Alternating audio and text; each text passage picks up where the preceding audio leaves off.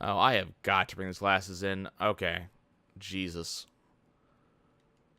That is a problem.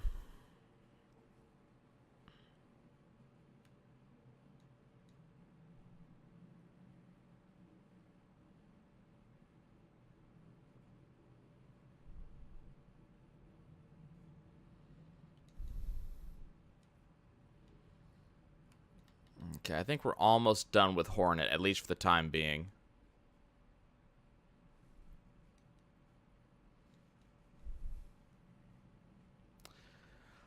Um, I'm noticing that if I look out of the corner, like the left corner of my eyes, the very least, I'm getting double vision, and the left corner of my right lens is like it's blurry looking through there, which might have something to do with it.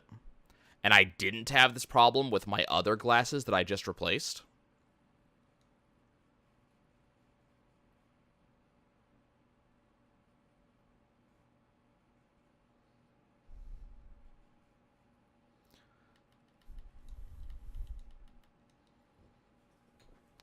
So instead of being able to like play my game and kind of glance over at chat, I have to completely turn my head to look at chat, and that's not something my previous glasses had a problem with.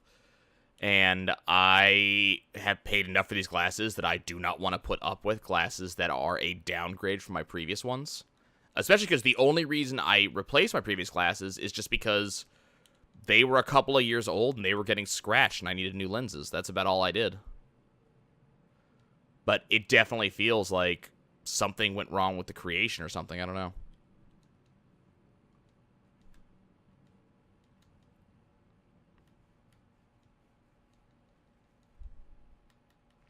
Actually, it needs to be Riku who does this, because she's the one whose stats I need to be watching.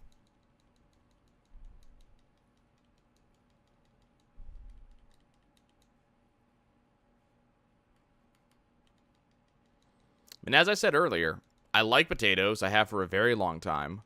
My dad was a big proponent of baked potatoes, and basically because of him, just I got into baked potatoes. But, you know, as it is now, with me focusing so much on, like, weight loss and stuff like that, um, it's very, very starchy and doesn't really lead you to feeling full for a while. So it's kind of a lot of calories that don't actually help out much.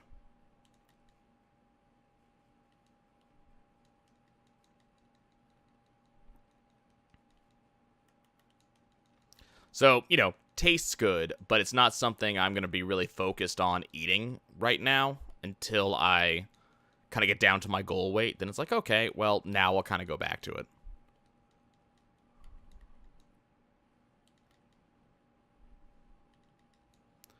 I mean, that's the major problem with a lot of like those really good tasting starchy foods is that they taste really good and they're very, very easy to make and have a lot of really good combinations, but they don't lead you to feeling full, so you're probably going to eat more than you should.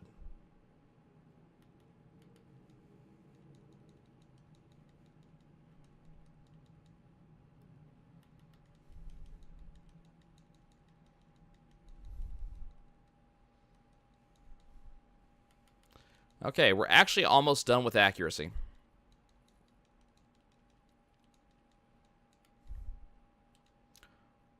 That actually is a 4-point accuracy spot, so we're not gonna delete this one.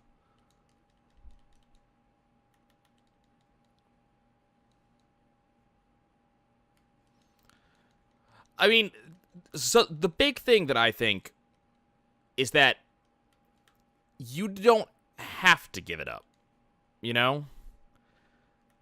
From what I've gathered from people that know a decent amount about weight loss and fitness and stuff like that, um, is that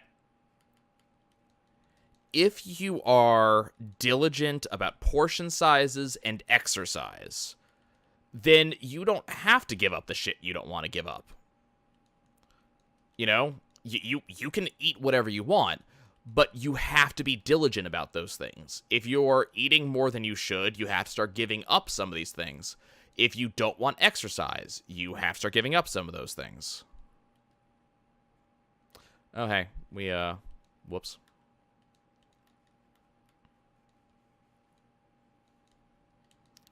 Gonna go ahead and... We can go ahead and delete this and... I mean, yes, stress is a huge factor, too. But it is definitely one of those things, like, you don't have to give up stuff if you don't want to, but if you don't want to give up stuff, you do, like, something's got to give somewhere. It's a sliding scale. So I'm making a big point of portion sizes, of potentially, like, skipping a meal and instead doing, like, a meal replacement bar or something like that. And then I'm kicking my own ass when it comes to exercising. Like, I'm still sore from last night.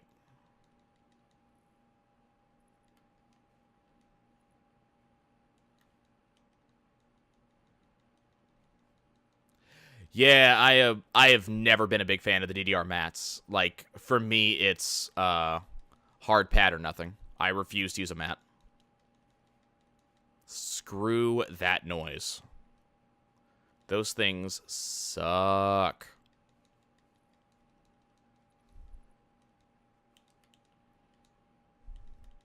The semi-hard mats are okay. Okay, she's good.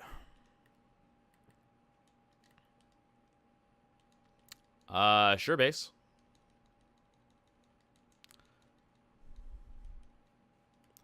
Okay, we're going to go to Kados, get some more speed spheres, and then we are going to move on to the next enemy. Wow. I'm guessing the sensors aren't reading correctly. That's pretty common.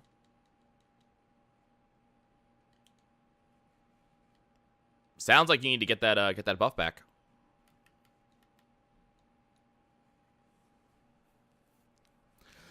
Well, when I think mat, I think the soft mats. So, you know, the ones that have like either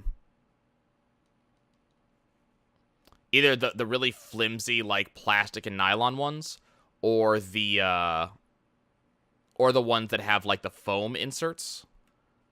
When it's hard, you should think of it as a pad. What you can do, Wonder Girl, and this might help out. If you have one of the ones that I'm familiar with, is it like one of the ones that you actually get in the arcades? That sucks, base. That does not sound like fun. Yep, soft pads suck.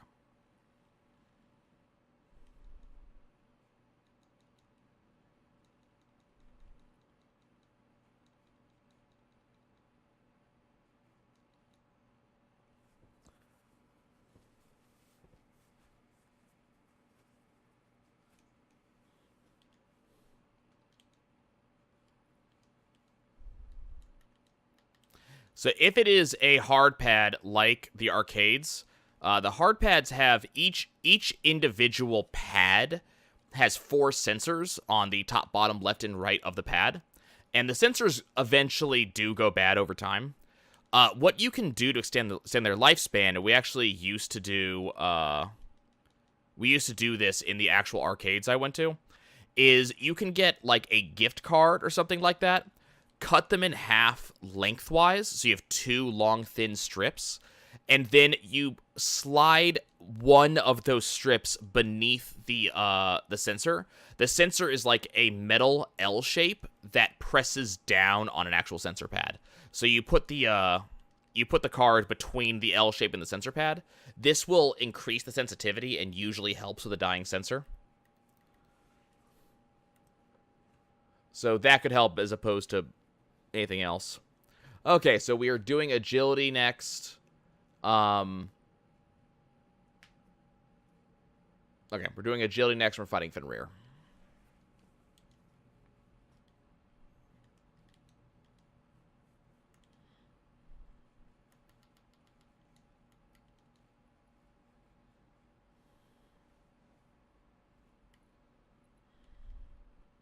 So Fenrir is going to be really damn fast. And I don't care, because we're going to be the same way I'm fighting him otherwise. Hey, I'm glad I'm good luck to someone. After After freaking magic last night, I don't feel like luck.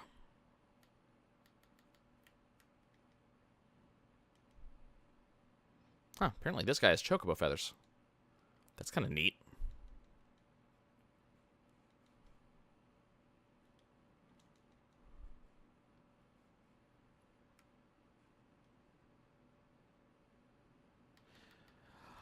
I'd have to actually know which pad you have. If it's like the ones in the arcades, then each individual piece that you press down on should be like a plexiglass cover. Also, 169, thanks for the follow. I didn't see it earlier. Should be like a plexiglass cover held down by like triangular shaped brackets on all four corners. And so you would unscrew the brackets, then pull up the plexiglass like pieces, and below those pieces is where the sensors are. Keep in mind, your pad may not be like the ones I'm familiar with.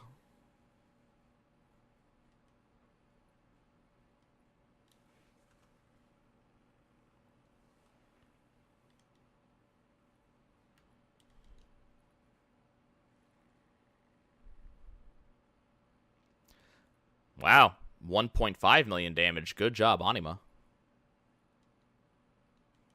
Yeah, I mean, the pad that you're working with may actually be different than the ones I'm familiar with. That is possible. Yeah, like, this is a actual take the thing apart fix.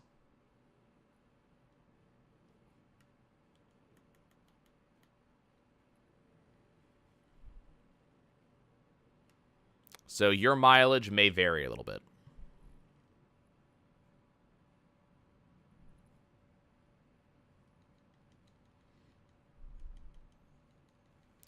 So now we're working on agility spheres. Agility spheres are like speed spheres. That's what they really are. So this is going to help me take more turns.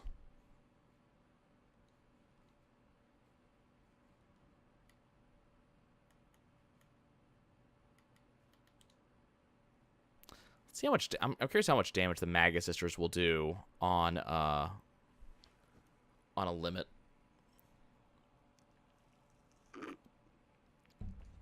Looked like 500,000.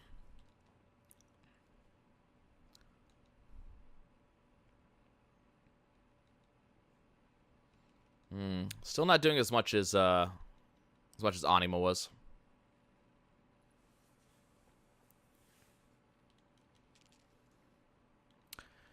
The first Dark Aeon fight, we're still a fair ways away. So I'll tell you what, after we finish grinding Fenrir, I'll go take another shot at, I'll go ahead and take another shot at, Dark Veil 4, and we'll see what happens. But yeah, we're not particularly close to it right now. Holy crap. Why did it do so much damage just now?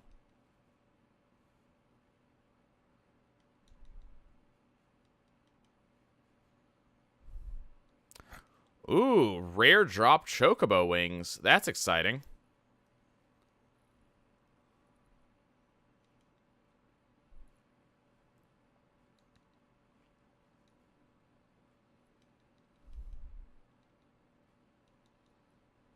But as I said, that's going to be after I actually finish with Fenrir, so that way we at least get the amount of turns that I want to get.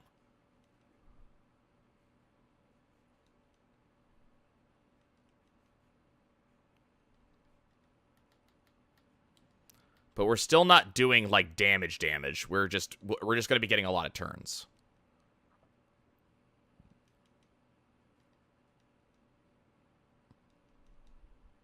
And we still don't have shit tons of health or shit tons of defense.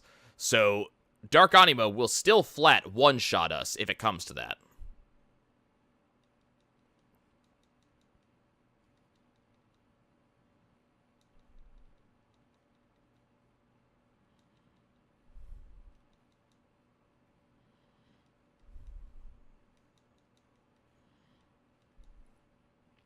What do Chocobo Wings do? Chocobo Wings are the item that is used to customize auto haste on armor.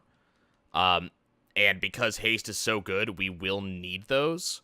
So every Chocobo Wing that I'm able to steal right now is one less Chocobo Wing I have to bribe for later on. Holy crap, this thing is doing damage. Wow. I didn't realize how much damage this enemy does.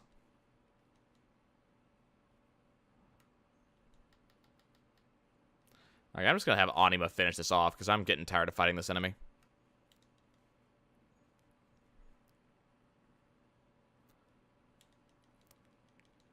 Damn.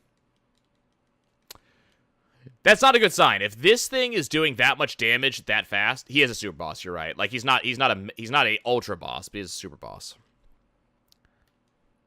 But keep in mind, like, Teryx and Hornet were not hitting this hard.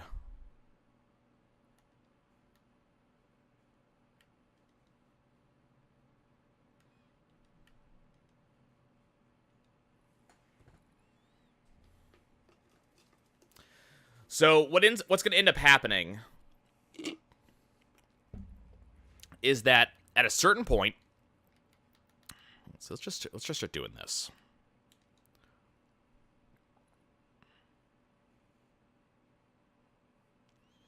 Biggest super boss letdown, super armor.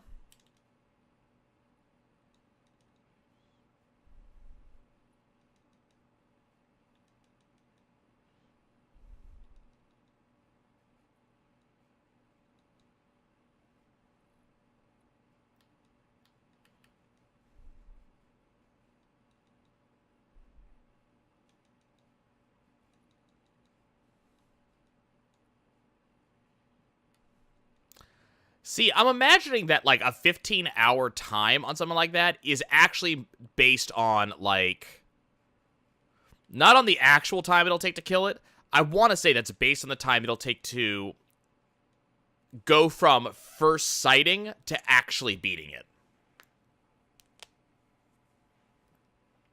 So, speedrunner time doesn't, I don't think that counts.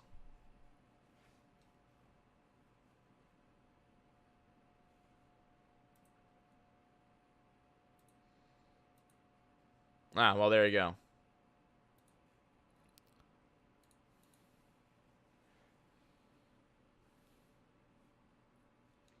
Yeah, I can't have carrot cakes, so...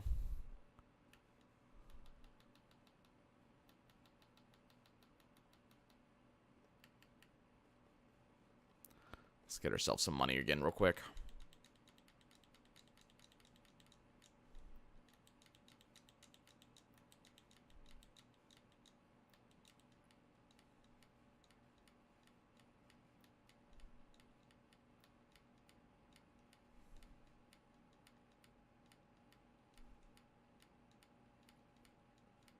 Allergies to nuts, and carrot cakes typically have them.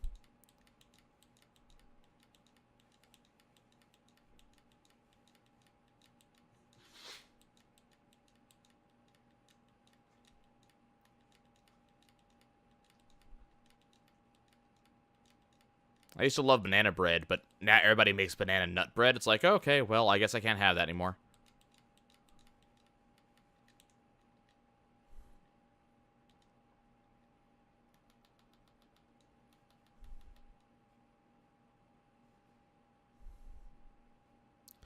Let's see. So to do auto haste, I need, I think it's 60 chocobo wings, something like that.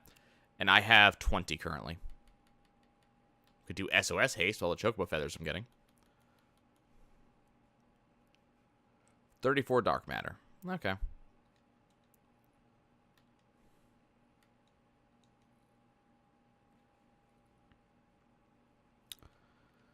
So the only thing that really sucks here is that Tidus is the only one right now that really does damage, apart from Anima. So Tidus can't, like, so it's just Tidus killing all this shit, otherwise this would be going faster. If I didn't make the decision to, like, not include Waka or Arn in this, this would be a little bit better, but... I said it would be the girls, so it's the girls. And unfortunately, they didn't really do much throughout the course of the game, so they're not really leveled right now.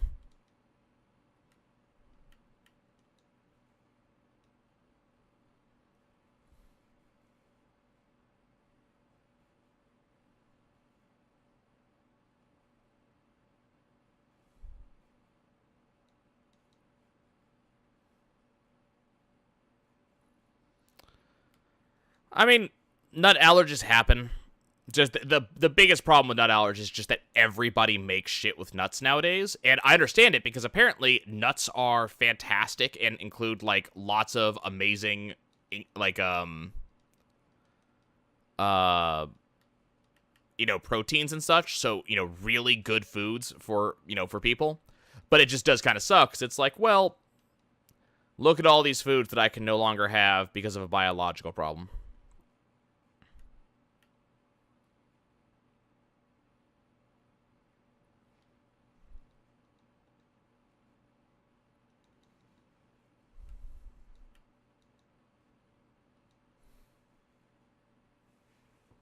It's basically saying nuts to you. You're exactly right.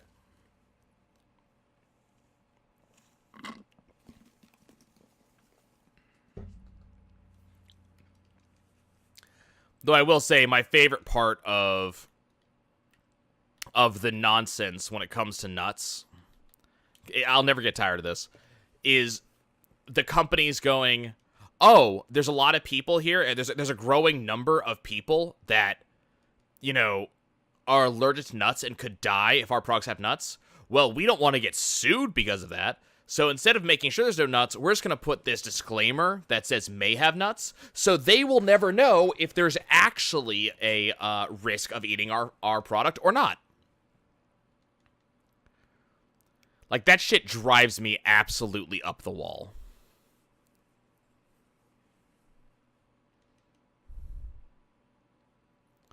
Is there actually nuts in it? We don't know. But it may have it. So, don't eat 90% of the foods on the market,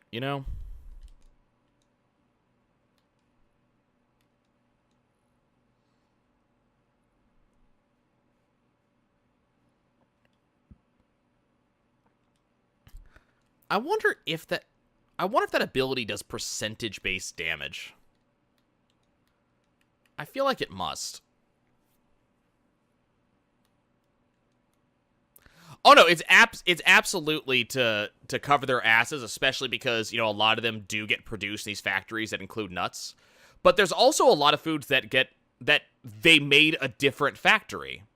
So, but the problem is there's no way for me to know because they put those they'll put that on it regardless. So it could be made 80 miles from the nearest nut, but they'll put the thing on the package anyways. The question is, do I want to try it? Is it worth it?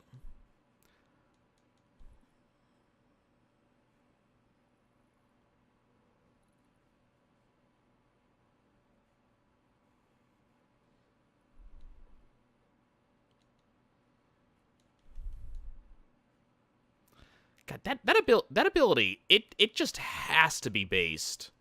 It has to be percentage based. What severity?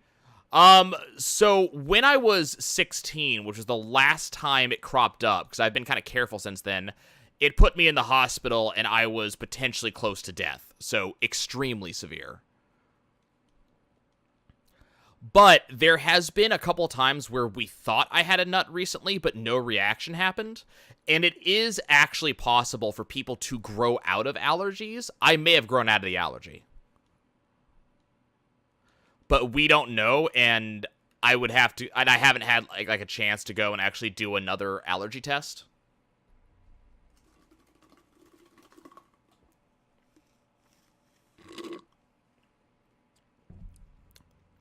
When I did have reactions, it was based on all tree nuts, all of them, or at least every type that we ever bothered testing. So it's not type as in peanut or tree nut, it's all tree nuts. But as I said, it's been a while, so we don't know if it's actually still a problem or not.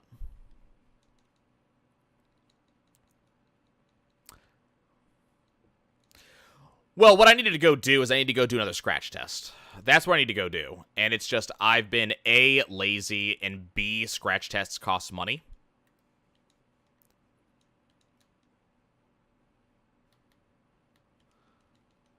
And I haven't wanted to spend the money to go do a scratch test. Or to be fair, I haven't wanted to spend the time to do it either.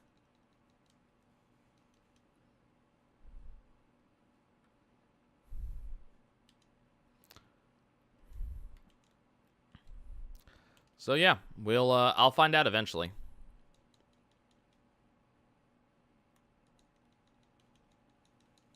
I mean, it may very well be that I'm no longer allergic. Which, admittedly, would be kind of nice, because I would love to actually be able to see what all the fuss is about. Like, when I was a kid, my dad loved cashews, and I would love to actually taste them and see why he liked them so much.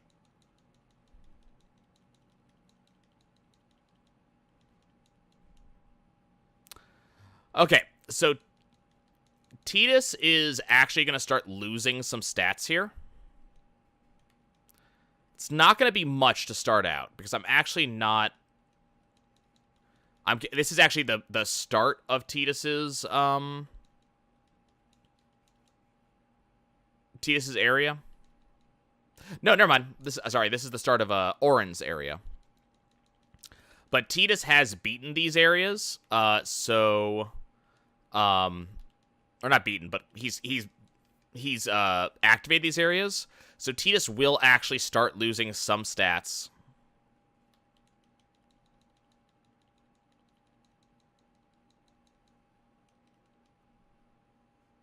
I don't know. I hear a lot of people talking about nutty flavors. And the problem is, I don't really know what that tastes like because of the way my body reacts to nuts.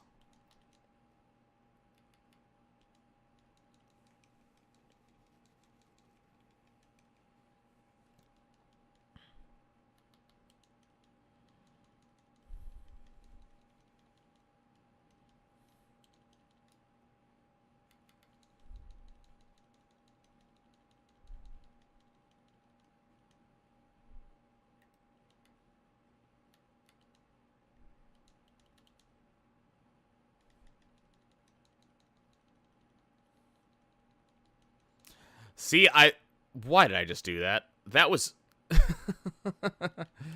I'm running on automatic.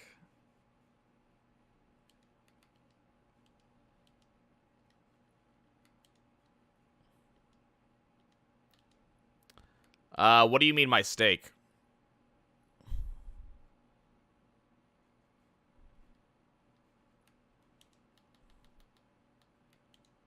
If you're asking, do I like bitter? Not really. It depends, though. If you pair a bitter food with a non-bitter food, like a sweet food, I can actually get into it.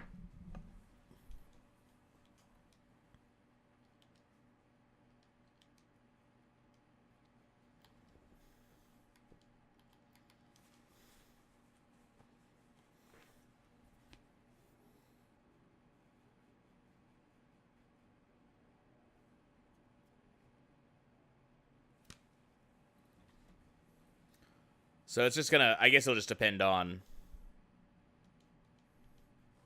You know, what it's in, what it's paired with. Wow, Titus lost a lot of damage because of what I just did. Crap.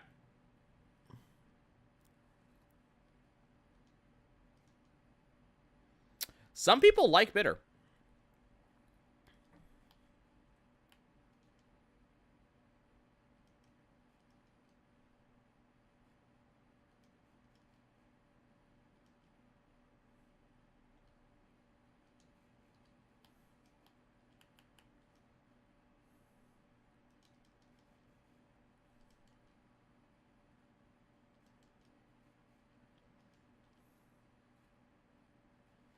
I have had strawberry jelly, yes.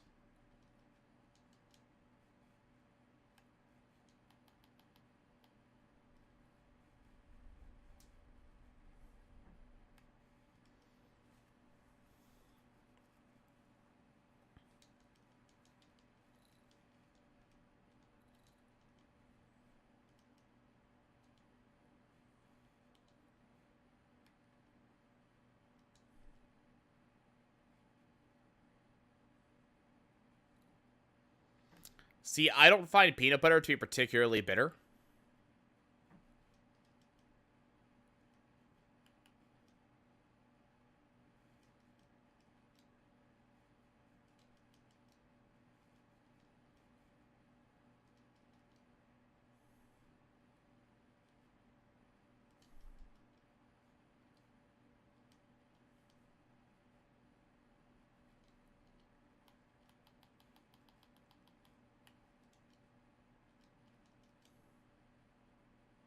But then again, I typically pair peanut butter with jelly, so again, depends what you pair it with.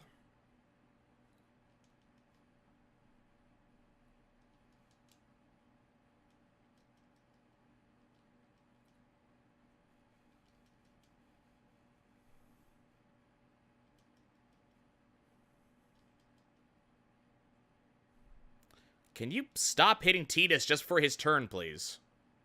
It's really annoying because I'm losing damage this way.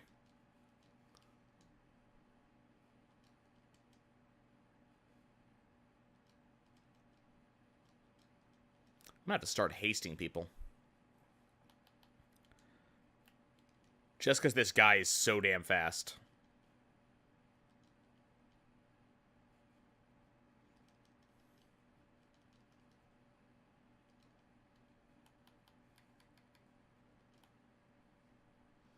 Yeah, I find peanut butter to be sweet. Would you leave Tidus alone just before his damn turn? Oh my god.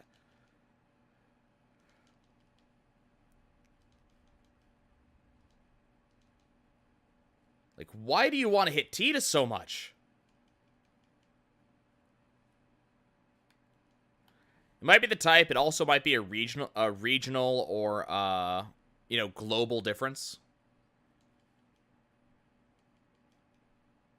I do know that a lot of like American versions of foods tend to be a lot sweeter than others.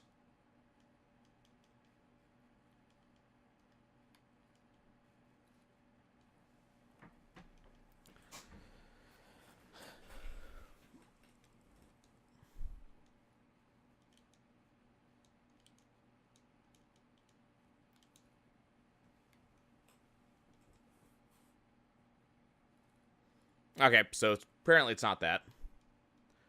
Could still be a regional difference. But I doubt it.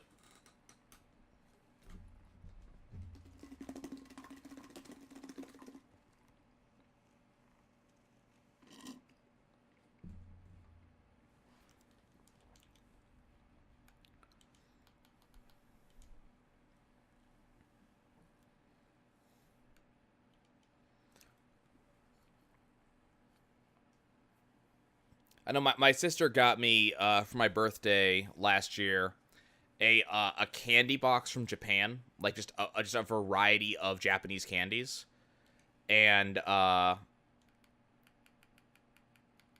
know that a lot of the candies that was in that came out of that box were significantly less sweet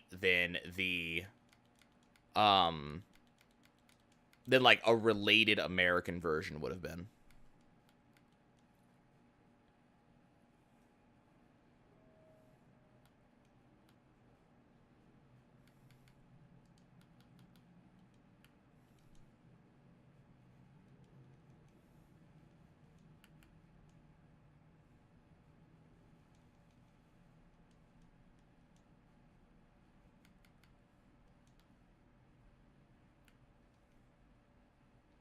God, this thing just has it out for Tidus, I've noticed.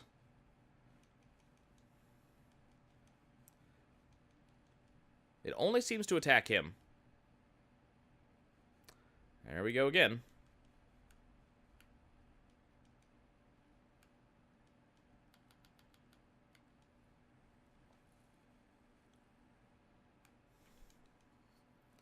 I wonder why it's doing that. I wonder if he's doing just the most damage, or... I mean, I know he's doing the most damage, but I wonder if that's why. If it's because he's doing the most damage.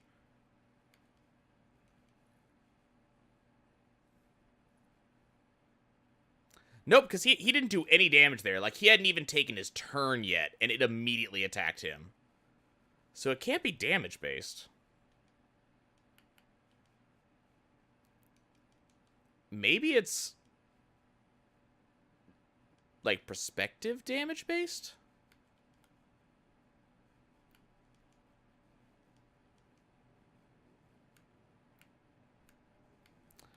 So, Wonder Girl, that's a psychological thing.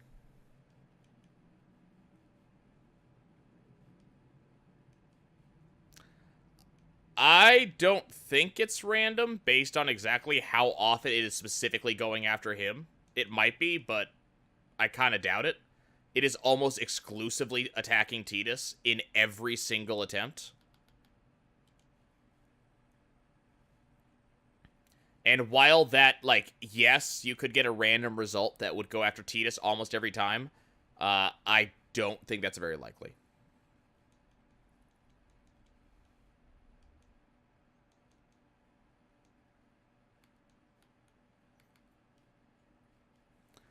Tidus's evade, or like all three of them are maxed. Like Tidus is actually above max right now, but all three of them are maxed. Not that you notice with this damn thing. It seems to hit him no matter what.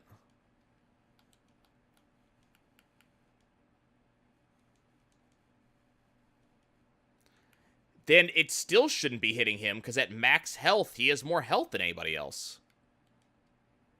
Like, everything I can think of, except for who does the most damage, says that Tidus should be left alone. But he's not. So I think this thing's going after who does the most damage.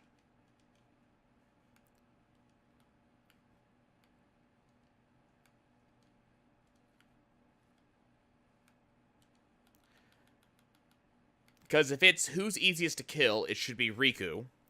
If it's random, then it should be hitting other people. If it's evade, they should be hit fairly equally, or Tia should be hit less, because his evade is technically higher, even though it's capped.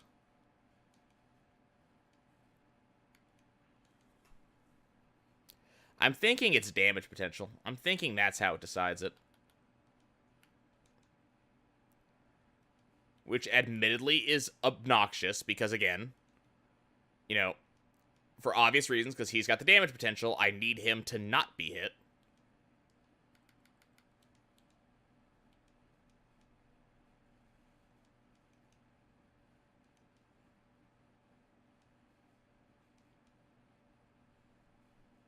See, and then for no reason, it just goes after Yuna.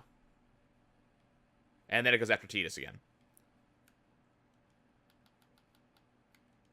I mean, I am extremely unlucky, but this is stretching the realms of believability.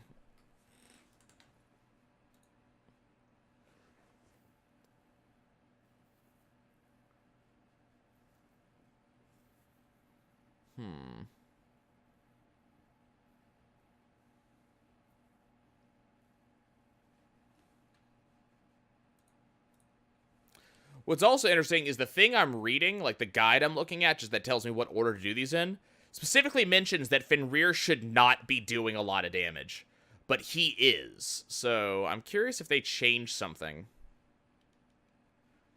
Because Fenrir is doing an awful lot of damage.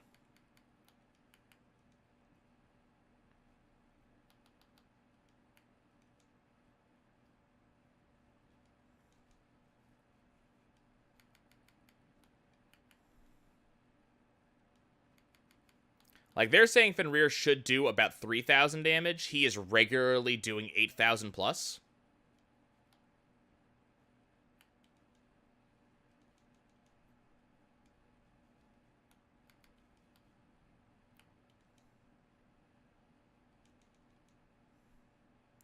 See, now he's just going after Riku. I wonder if it decides a target. And just goes after that target. No, now it's going after Tidus again. But Blitz Ace doesn't do as much damage as the other shit now. Like freaking Slice and Dice does more damage than Blitz Ace now.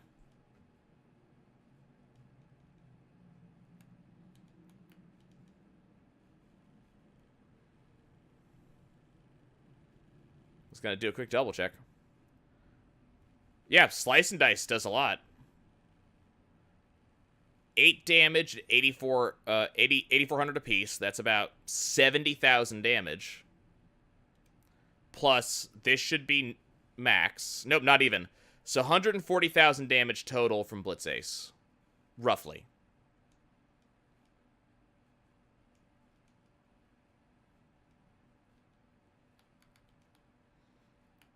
I'll check Slice and Dice in a second. Once Tidus gets it going again.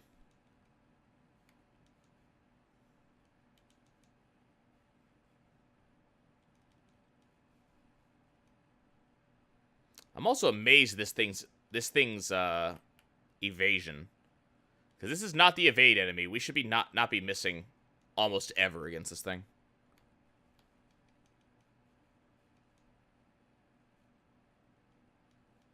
Okay, get Tidus back up to full.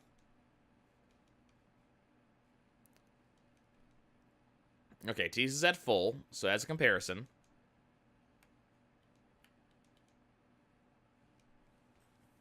One, 2, 3, 4, 5, 6. Okay, maybe 20,000 more damage. But that was about it.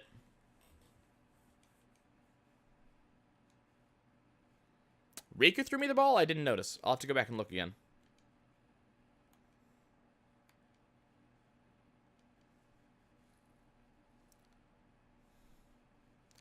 There may be a part of the calculation on who likes you the most based on who's been in the party with you, in addition to the standard choices. I haven't looked at it.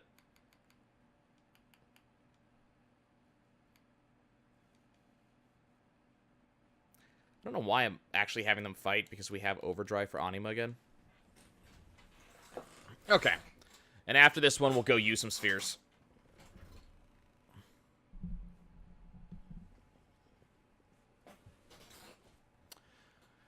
I'd have to go look at the calculation and see how affection is calculated.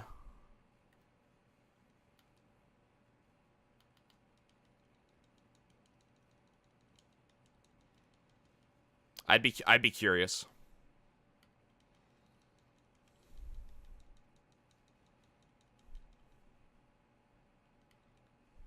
You know, I wonder if maybe Fenrir targets based on speed. Maybe he targets based on your agility rating. Because that would make sense, because not only does Tidus have more agility than these two, but he's also auto-hasted, which means his agility is boosted. Maybe that's why he's targeting Tidus.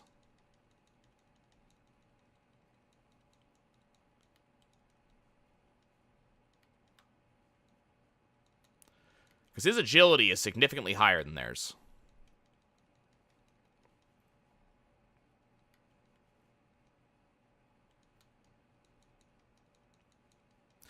Well, it shouldn't be Lulu because she's never with me, but also bear in mind that, the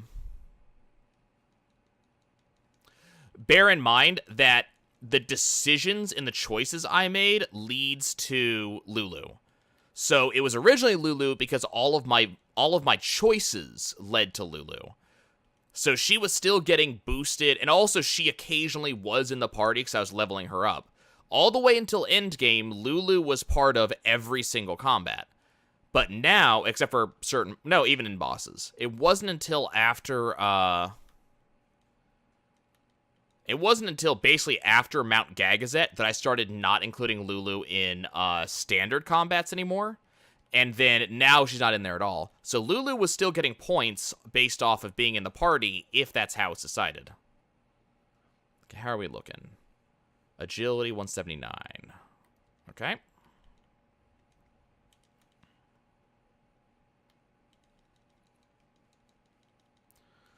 So unfortunately, we do still need a bunch more spheres, but one of the reasons I'm doing this at the same time as I actually go is that agility decides how many turns you take. So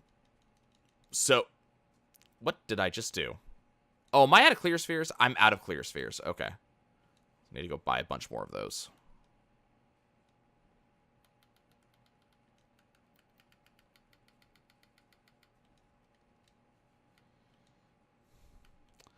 Well, that put a dent in my finances.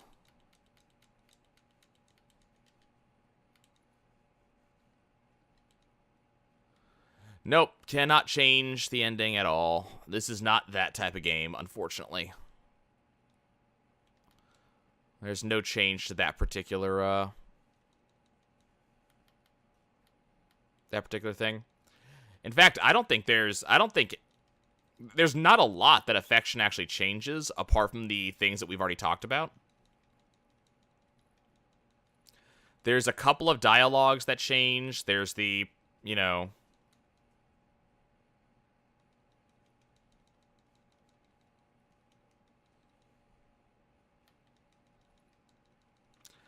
but yeah, doing this is going to make it so these guys... Yeah, I got you were joking.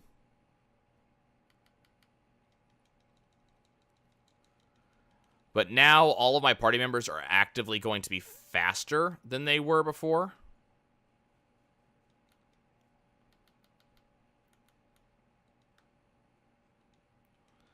So they should actually get more turns, which means that we're going to kill this thing a little bit faster. Okay, I actually didn't destroy the +4 strength node this time. I actually noticed it before I destroyed it.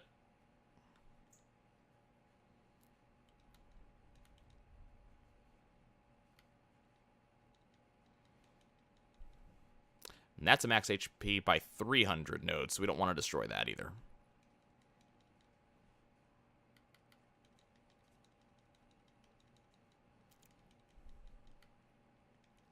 I forget, what do we do after agility? We do defense after agility. Okay, I may switch that around. I may do attack.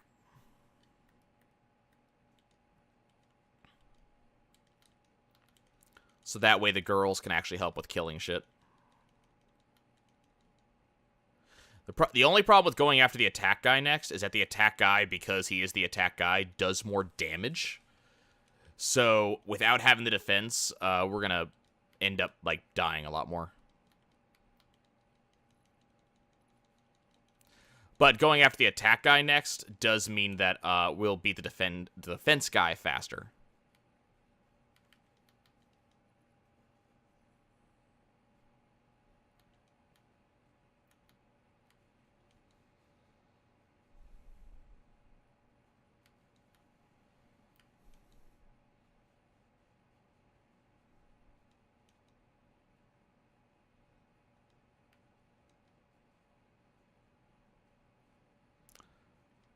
Okay, let's... Still need some more speed spheres, though.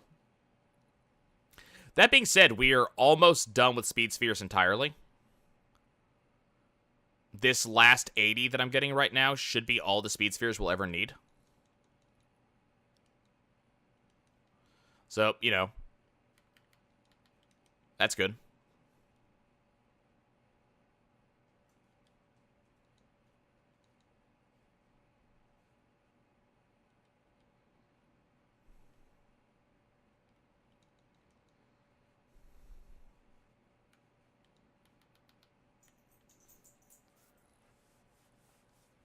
I'm curious. I want to see what Anima's stats are. I haven't looked recently. I guess I'll look after we finish getting all the speed spheres.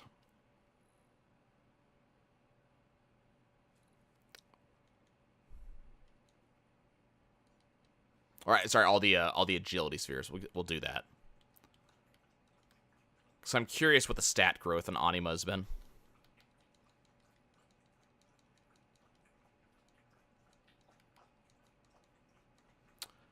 No one I know, unfortunately. My general crowd does not have a lot of money.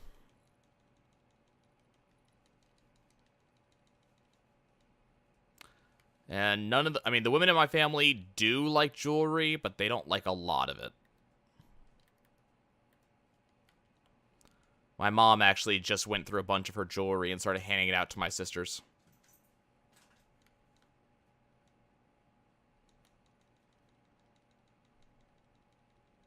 They even somehow convinced me to take one of their pieces of jewelry. I'm not exactly sure how that happened. Admittedly, the actual piece is a little bit masculine, but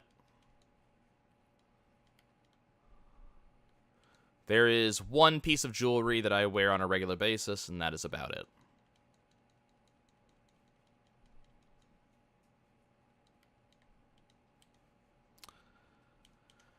Okay.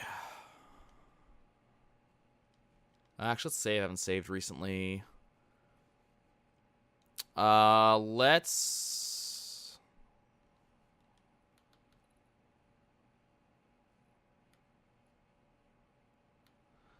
I don't have anything wrong with guys wearing jewelry, but...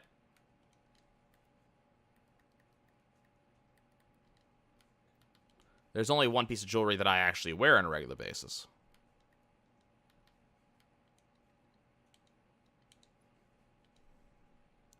Now, once I lose weight and my fingers are a little bit smaller, I might actually wear my ring again.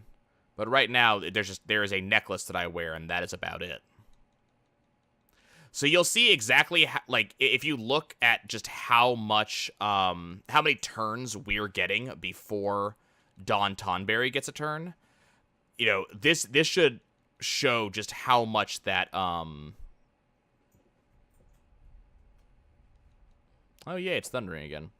This should show just how much, like, that agility is helping.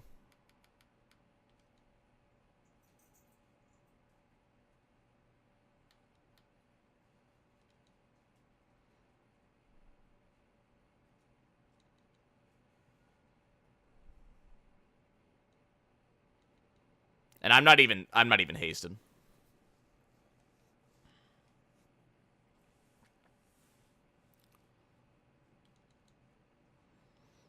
We want Dawn Tonberry to be the counter boss. This is what we're looking for. This is, I'm maxing out my S levels again. Because we're getting somewhat low. Wander Girl, all I can recommend is going on Etsy.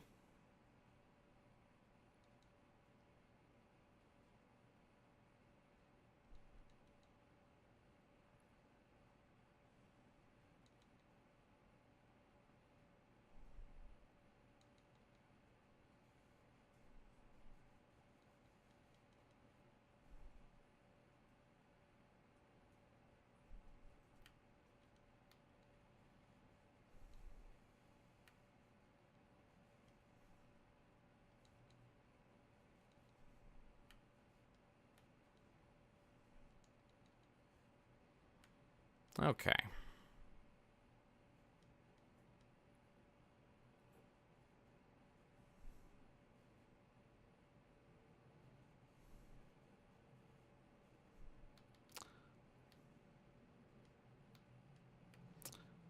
Nothing huge. Back when I was significantly younger than I am now, my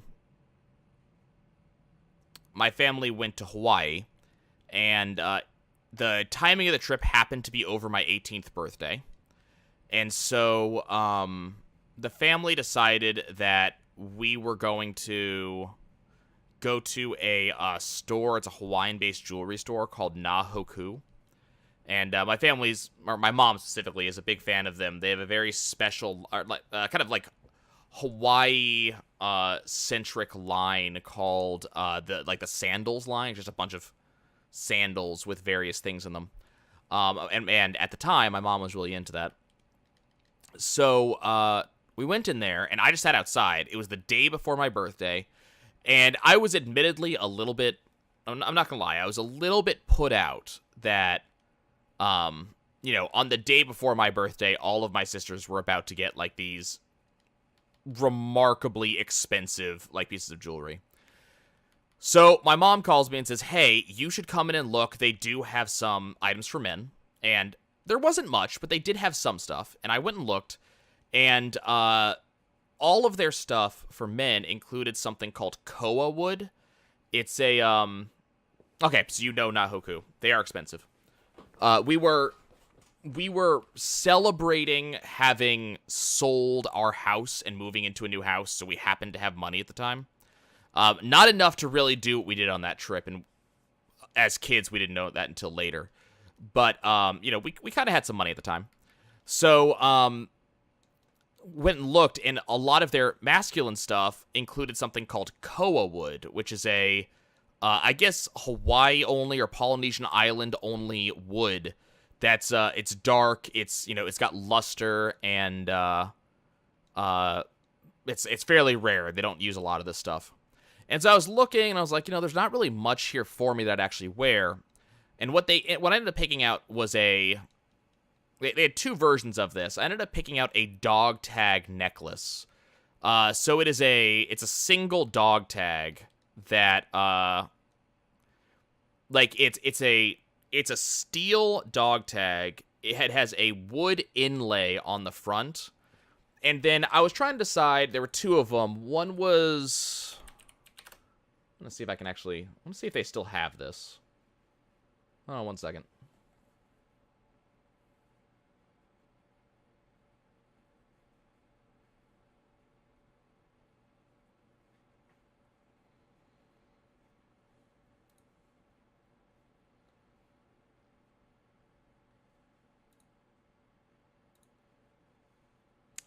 Well, I'm not seeing the one that I have on their website, which is kind of a shame, actually. They do have some code stuff on their website, but... Ah, here we are.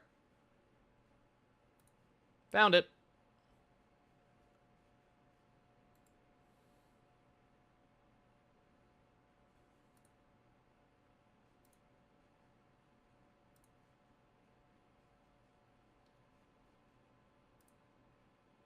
One second. Apparently Pinterest is a jerk.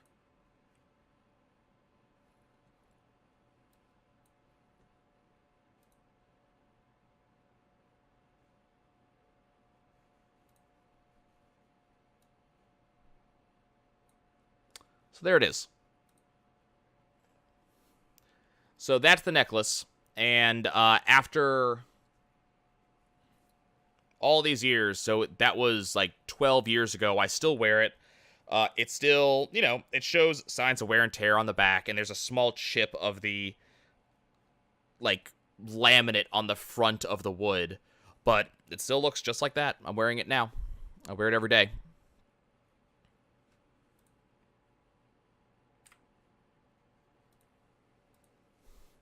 I also have a stainless steel ring of the same, like, style and design. And, that's about it. I have a couple of different, like...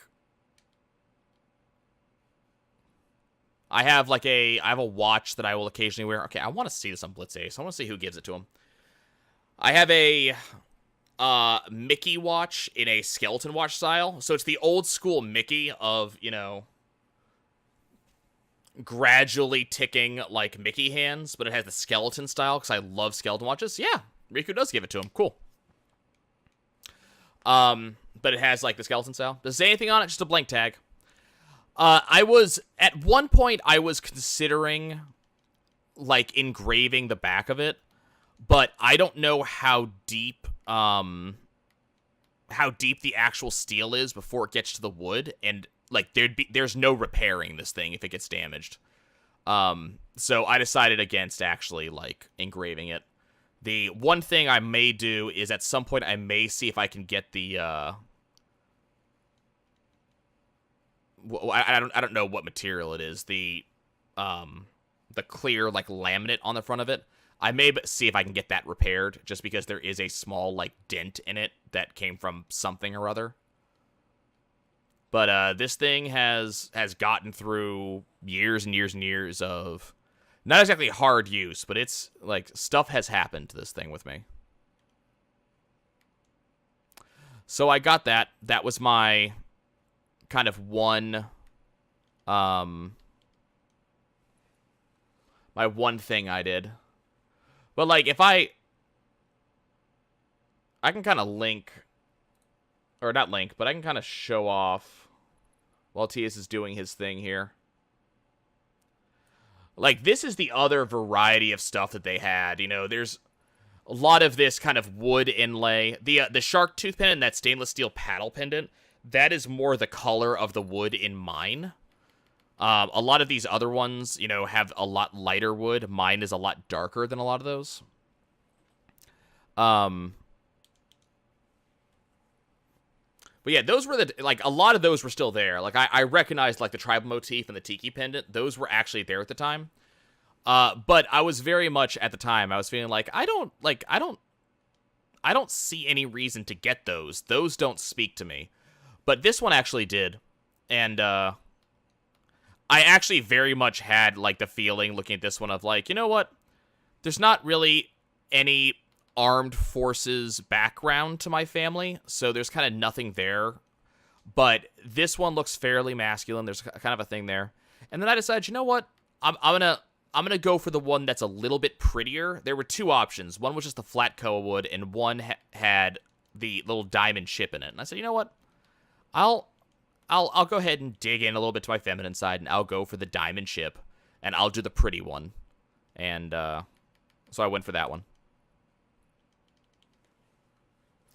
I wonder if I can find.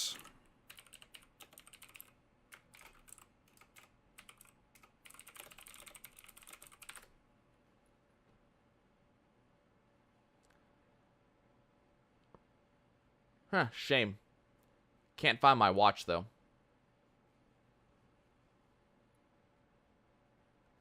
None of these are it. This one's close enough, though, so I guess I'll...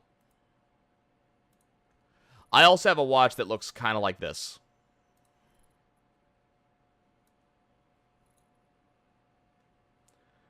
So it has that kind of, like, the Mickey Mouse style to it, like that old school Mickey with you know, with the hands. So I do have one of those. Mine is like a black it's all skeleton, so there is no, like, real face to it. And I've always enjoyed skeleton watches, so that's kind of my style, and I picked that up at Disney a couple years back. But I don't often wear watches nowadays. I used to, like, when I worked in retail, I wore my watch every day. But because that's no longer a thing, I don't usually wear it as much anymore. So it's sitting on my nightstand. Oop, I missed.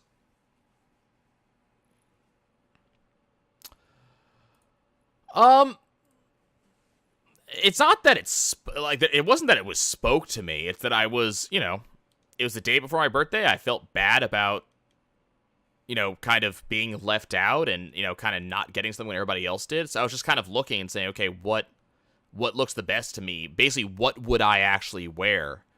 And the dog tag just turned out to be the one that kind of, again, kind of like, the most masculine, and I maybe at the time I was feeling, you know, it's always been a weird thing in my family because I'm, like, the only boy in a family of women. So, you know, my mom, my grandmother, 3 sisters, lots of women in a, you know, jewelry store that really caters to women. So, kind of, I guess, focusing on the most masculine piece of jewelry, I guess, was a thing at the time.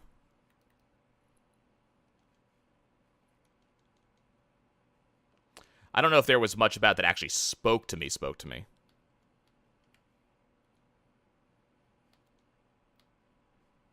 Nowadays, this necklace is as close a thing to a good luck charm as I have. Okay, Fenrir, you are taking an awfully long time to die. Can you just fall the hell over, please?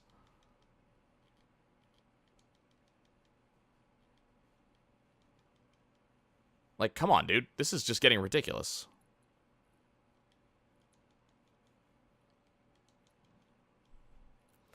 Like, if I had to... Like, I don't really remember, but I'm sure... Whoops. I should probably be getting rid of that.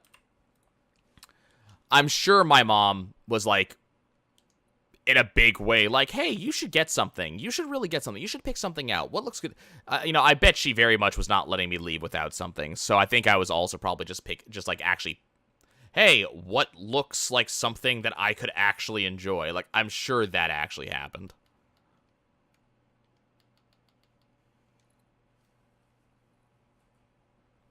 I've never really been much of a jewelry guy. I never was as a kid.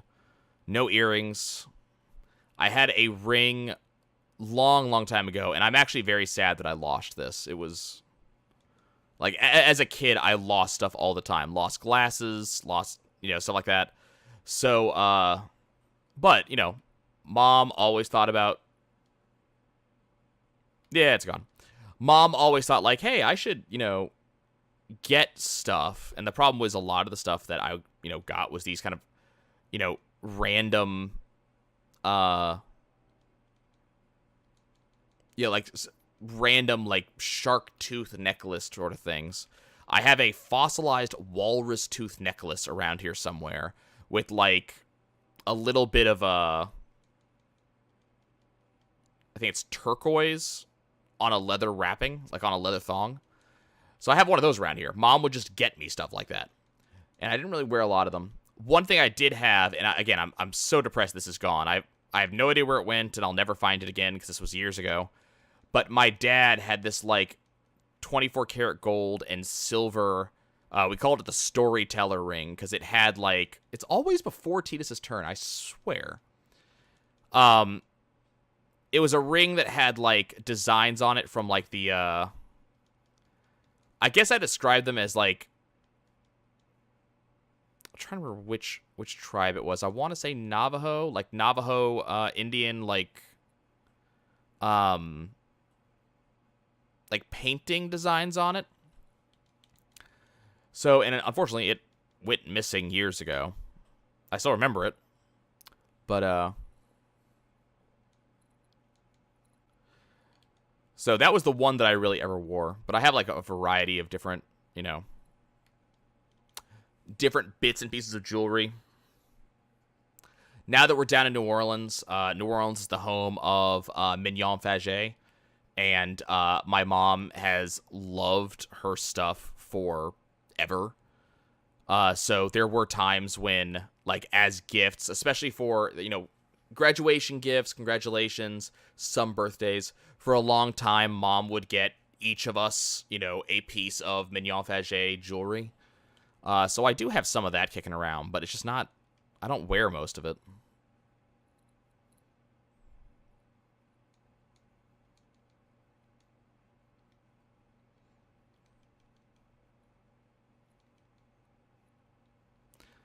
So apparently in the pile of stuff that Mom was giving away, she had some various, like, Celtic jewelry. And apparently one of them was this kind of, like, circular pendant that has, like, a kind of a Celtic knot design. And so everybody, none of the girls were particularly interested in it, and apparently they thought it was too masculine. So they've given it to me, and I have to get, like, a longer chain on it, but it may be something I might look into. I'm not gonna lie, it reminds me in a small way of, like, the pendant key thing from Indiana Jones and the Last Crusade. It's not like a bird or anything like that, but it has, like, this Celtic knot with a, I want to say, like, a lapis lazuli or something in the middle of it. Mom has no idea where she got it, but she may have gotten it in Scotland.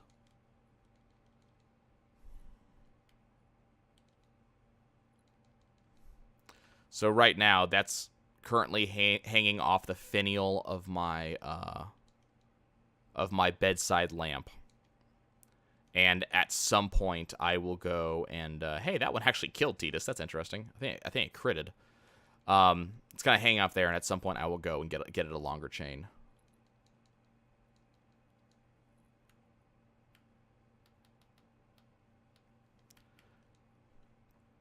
I wish this was going faster. This is just ridiculous. I didn't realize Fenrir took so damn long to kill, But I think it's literally just because neither of the other two are providing any damage for this fight whatsoever. I have to go look at the family history again, because it's been a while since I've looked at it. My mom's side, I know, is Irish, but the name Davidson, which I want to say some of my mom's side traces back to, is Scottish. But my dad's side is Austrian. I don't know if there's anything else in there, but I know Austrian is a major factor on my dad's side.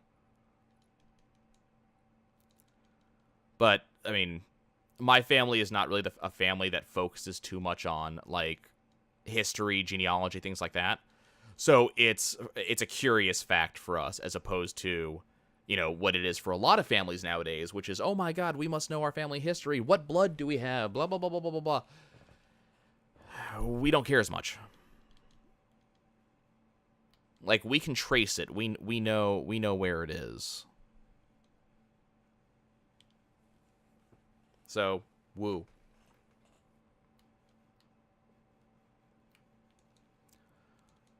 There are a couple of fun, like, history things that my family focuses on, but that's about it. Like, apparently, someone in the family has a, I want to say it's a Tribune background. No, Picayune. It was the Times-Picayune, I believe. And apparently one member of my family has a Times-Picayune article about one of the women in my family history on my mom's side, that there was a carpetbagger and a riverboat captain that fought a duel over her hand in marriage or something to that effect. And, oh, hey, now it's... No, I could have sworn I saw Yuna about to hand it off. But they fought a duel over her hand in marriage and both shot and killed each other. And that's kind of the most interesting piece of family history that we have. That I know of off the top of my head. And I have a extremely distant family tie to a famous newscaster. So whenever anybody hears my last name, they're like, oh, you know, a lot of them are like, oh, are you related to this guy? It's like, apparently very, very distantly, yes.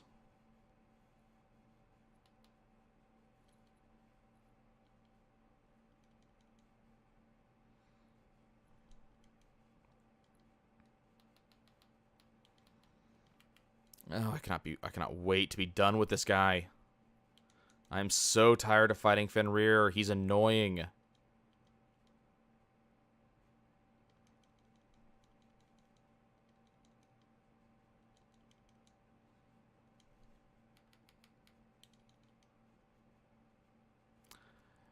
Yeah, I mean, it's interesting for me to hear stories of other families and kind of the, you know, their family history.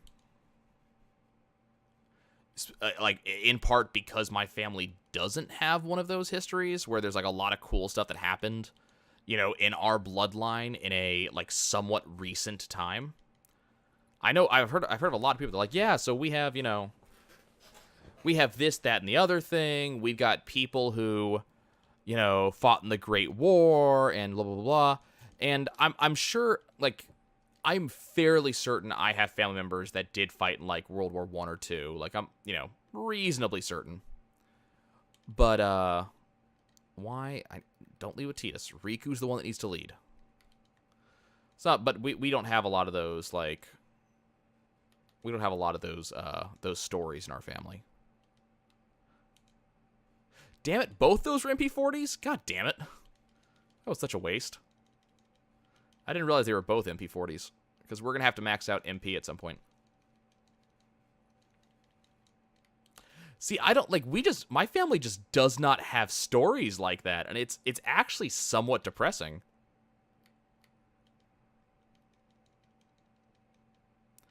Like, there are somewhat more, like smaller stories. Like, I think one of my grandmother's sisters was a stripper. So there are kind of more small stuff like that. But, none of those big grand scale stories that you tend to hear that people like go on about.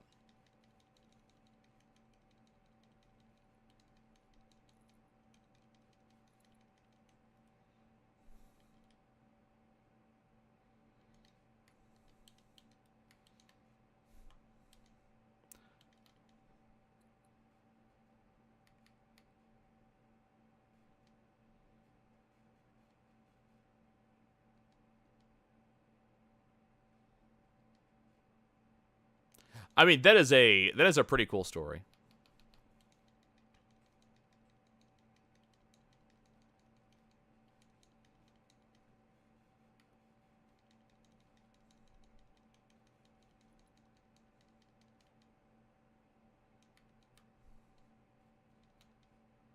I'm trying to think. I want to say like my grandfather.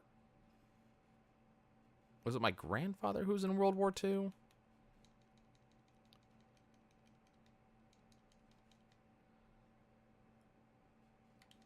I think my grandfather on my dad's side might have been a vet, but I can't remember. I'd have to ask him. I know on my grandmother's side, my grandfather wasn't, but it's because he died really early. Like, he died early, early, early.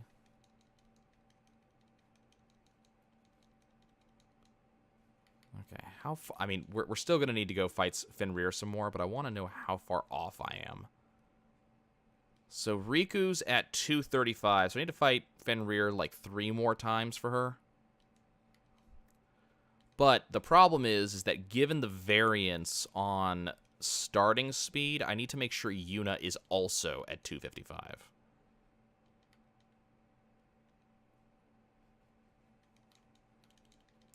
I mean, my grandmother, or my grandfather has some fun stories. Apparently, he went to crap. Which college is it? It's a college that feuds with Notre Dame, also up in that Ohio area. Names are the Purdue. And so he has some fun stories about up there. Apparently, he learned how to play chess from someone who was, I guess, at the time a grandmaster, or went on to become a grandmaster, something like that. And he was also an engineer at Honeywell for a while. So he was one of the people who was responsible for like making a lot of the navigation software for airplanes. So he did a lot of stuff like that. So I have stories of like that from him, but we end up having a lot of like smaller stories. I mean, not that there's anything wrong with like a smaller story, but when you hear all these people that have like very interesting backgrounds in their family, it's like, well, man, it'd be kind of cool if my family had stories like that we shared.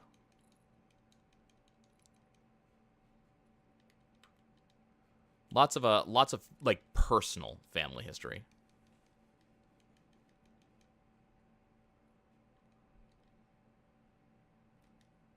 Okay, Titus is at 250.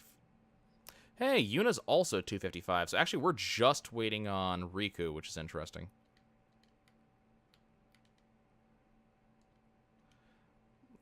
God. What's my passion? I mean, this is gonna sound really stupid. Honestly, video games is the first one to come to mind. Like, I really enjoy gaming. I don't know what it is. Lot of reading, occasionally writing. Depends on how I feel at the time. So, Monday night. So Monday. Well, let me go further back. So, when I was a kid, in 6th grade specifically, so I had there were a couple of like dreams in my head, like things that I wanted to become, things I wanted to do. And one of the things I wanted to do was write and like write a good book. And that's partially because I can't remember, I think we might have talked about it on stream recently. But it was because my teacher had like read us Harry Potter. And there's a couple things I wanted to be. I wanted to be A teacher, and B, a writer. So because, when you're a kid at that age, and I was part of like the gifted and talented program and shit like that, I was really encouraged. Hey, if this is what you want to be, go do it. Go start writing. See what you can write up. So I was like, okay, I'm gonna go start writing. So I started writing a story, and in 6th grade, and I put shit tons of effort into it. And I got a decent ways into what nowadays I'd call a fairly decent introduction and a kind of starting idea of the story. Yeah, Titus screwed up his jack shot. It killed the damn thing anyways. But I kind of started doing that, and everybody around me, not just like parents, grandparents, so on, but a lot of my friends were blown away by it. My teachers were blown away by it, and everybody was kind of like impressed by what I was doing. So back then that was a big thing, and for a long time I kind of like lost that knack to really just sit down and write and write and write. Not really sure why am I not letting Eunice summon to speed this up? So I'm not really sure. Oh yeah, I mean it wasn't that it was a rough around the edges thing. It was, but it was a very distinct like start to a story. Where I had a lot of detail in there, things were going on, and I did pull a lot of influence off of various things.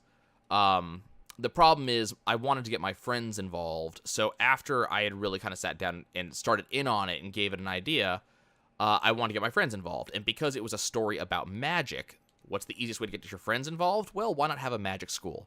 So unfortunately, after a certain point, it basically just became a very Harry Potter style of thing. And when I realized that, like, all I'm doing is just making Harry Potter again, I think part of that is why I didn't want to, like, really go and sit and, work at it. So, I think that was part of why I eventually kind of stopped writing the story. But, I had some influences off of that. There were some small influences, stupidly enough, off of Paper Mario. But a lot of it was my own personal ideas that I went and ran with and said, okay, I'm going to go with. So I haven't done that in a long time. Monday night, I was getting ready to jump into, I think it was the campaign, the D&D campaign that I actually mentioned a week or so ago, where I'm playing as a extremely cocky bard. And I had told my DM that I was going to give him a backstory because I did not want this extremely cocky and extremely stereotypical walking penis bard to be as one-dimensional as I was making him. So between my DM and I, mostly me with my DM basically acting as a sounding board for me, I started coming up with ideas saying, okay, I want this to be this. She's like, okay, cool, go for it. And I said, okay, I want this to be this. Okay, go for it. And I said, okay, well, I'm going to start, this is how I will start writing the character. So Monday night, so when I say cocky, I mean in both senses, like both senses that we could be talking about the word in the case of this bard. So both in he's extremely full of himself. He calls himself beautiful. He's very aware of the effect he has on people. He is an extremely cocky bard, but he is also, as I said, he's a walking penis. The way I played him in the first session is that he beds just about every person he can see. He doesn't really care. He's very proud of his quote-unquote conquests. And it very much is the stereotypical, like, D&D bard. They go and have sex with everything. So the problem is that while this was fun and I was enjoying it, because one of the big things that I was focusing on was wordplay. Like, I was making jokes off of basically everything I possibly could. So lots and lots of jokes, lots and lots of wordplay, lots of puns. I was making up like songs on the spot. I was just going into it, and it was fun. But again, we were talking very much a very stereotypical guy, and I was like, you know what? This guy he's way too one-dimensional. And the reason I played him at the time is that this was supposed to be a one-shot, was the original concept. It was a one-time game that was not going to turn into anything. We would have 1 or 2 sessions, that would be about it. So it didn't matter that this guy was as one-dimensional as he was, because we'd never see him again. And that's when we started deciding, hey, why don't we turn this into a campaign? So I went, okay, that was fun, and I enjoy playing him like that. but I value story and character development and stuff like that. I'm having fun with him now. I will not have fun with him if he's just going to sit here and be a walking penis who doesn't do anything. I said, okay, I'm going to make a background for him. He's going to be maybe not well-rounded, but he's going to be a fleshed out character, and there's going to be reasons he acts like this, and we're going to do it. So Monday, after work, I didn't really have anything to do. So I was like, okay, I'm kind of bored. Got nothing to do right now. The session doesn't start for an hour. What am I going to do? And my DM said, like, you should start writing, Id's backstory. And I went, you know what? You're absolutely right. I'm going to go write his backstory. And the problem is, I'm working on this backstory. It's in the DM's custom world. So there are some things I have to kind of do in this world because it's my DM's world, right? So I'm not making up some of things. Like, I didn't make up where the land masses. Crap, that was strength +4. Whoops. I'm not making up where the land masses are. I'm not making up how some of the like cultures are. I'm working off of it's not 100% creative freedom, but this is important because I actually went and said to my DM, hey, oh right, it's Riku that's not a 255. That's right. I said, hey, do you mind if I take some creative liberties with some of the stuff that we're working with? Like, can I establish some cultures and stuff like that? And she said, sure, go for it. So I've been working kind of to develop kind of some of the cultures of the characters I'm working with to give me a little bit more of that creative freedom, so that way I can like mess with it a little bit more. And then I said, okay, so now what am I going to do? So I sat down and over the course of about an hour to an hour and a half, churned out like an 8-page story that's not done. I'm less than 30% done of what I have in my head. But I kind of churned out this 8-page story. And I said to my DM, look, because I'm doing so much of this, because I'm doing so much changes to what I'm doing, do you want to just read over my shoulder? And I said, I'll just set this up in Google Documents, and you can just kind of read over my shoulder and see what you think. And my DM goes, sure. So over the course of an hour and a half, I churn out like 8 pages of this story. And then, at one point, I'm like, man, I'm taking like a ton of creative liberties. I'm doing a ton of stuff that may not work as well as I want it to. So I said, look, I'm really sorry about this. She goes, no. Don't stop. You're not allowed to stop until you finish writing this story. And it's been... Okay, who am I fighting next? We're done with Fenrir.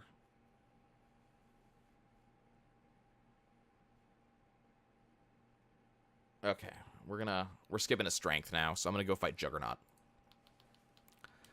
There's Juggernaut.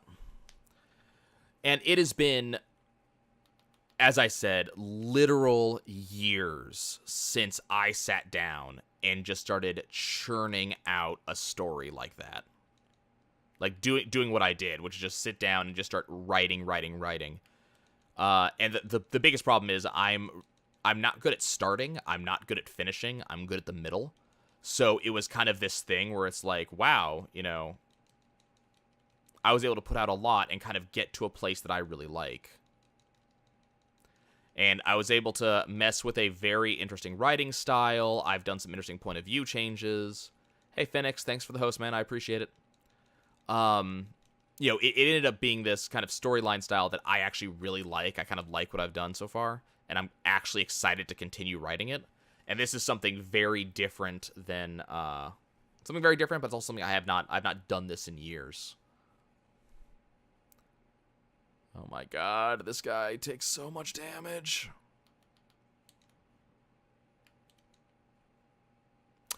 He's immune to magic. Or is he just immune to flare?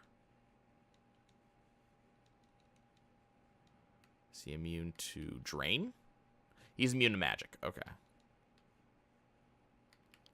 I have writing prompts on Bookmark. It's just, and I do like, look at writing prompts and come up with story ideas. It's just I don't usually want to actually write them.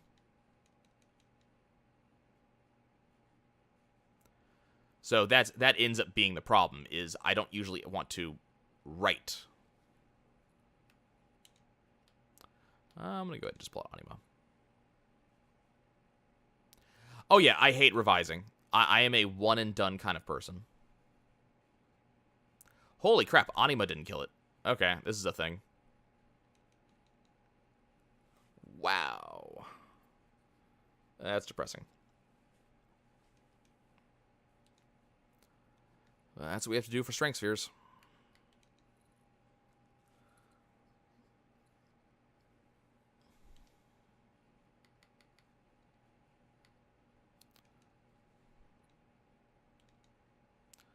Ooh, I wonder, would that help? Can I do it? Do I have it? Would armor break help? Yes? Did that work? Do I hit harder now? No. Okay. Armor break did not take.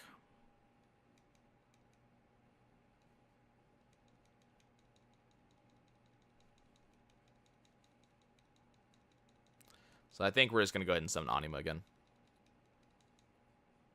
Well, no, I'm not. So don't get me wrong. I'm not saying that only 8 pages in an hour. But I'm saying, like, that was, I have not gone in a long time and just churned out lots and lots of pages. Oh, that's right. I was going to do, okay, I'll go do Dark Veil 4 after this.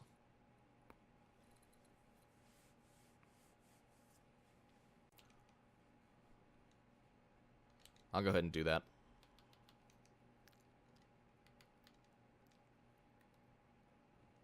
Riku, I'm going to have you do Ally, and you're going to do Ally.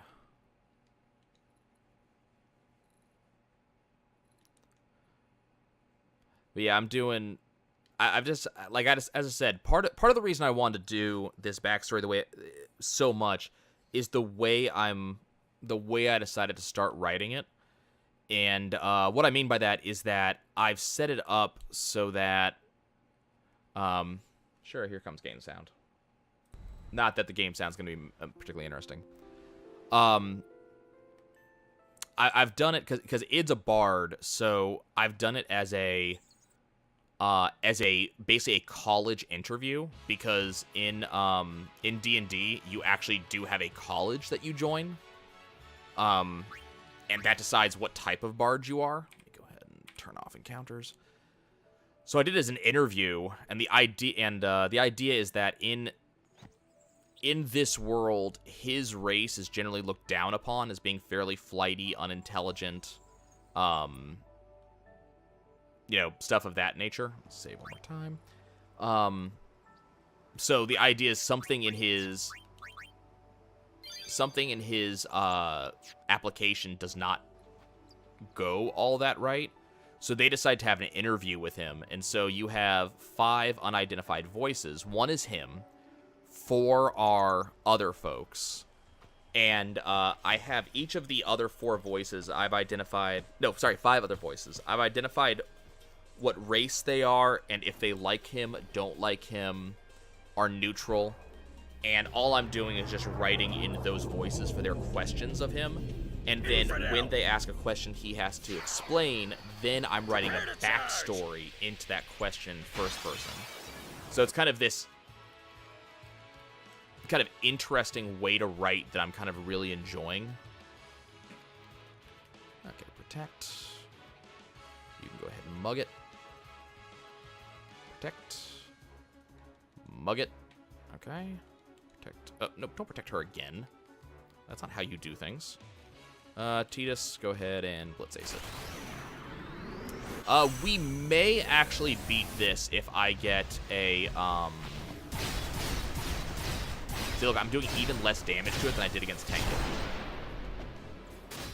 Not Tank It, sorry. Tank It's the next boss we're gonna work on. I'm doing even less damage to this thing than I did to Juggernaut. If I'm able to get an overdrive on Anima, we might be able to do this.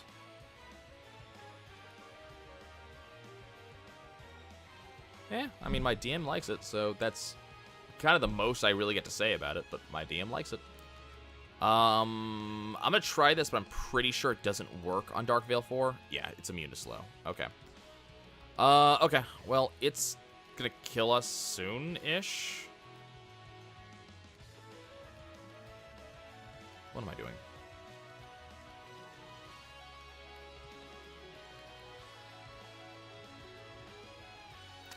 Yep, that is an instant kill on her.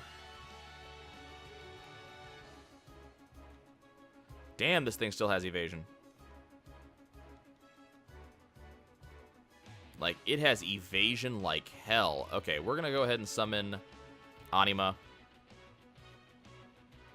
And let's see what happens.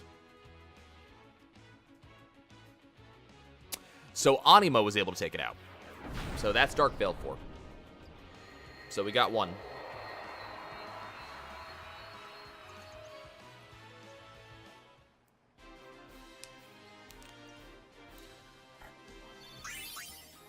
And that's going to be some Dark Matter and some Super Goalie. So we defeated the first one. Again, that was entirely Dark Anima doing it. Stay away from the summoner!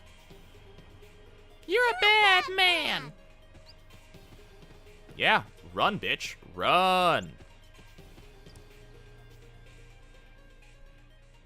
Okay, and that was the first dark summon.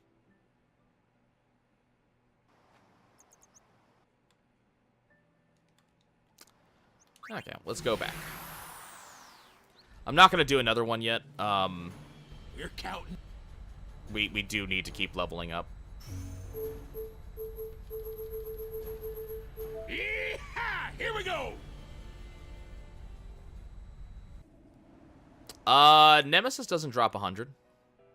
Crafting Nemesis gets you 99, but Nemesis does not drop 100.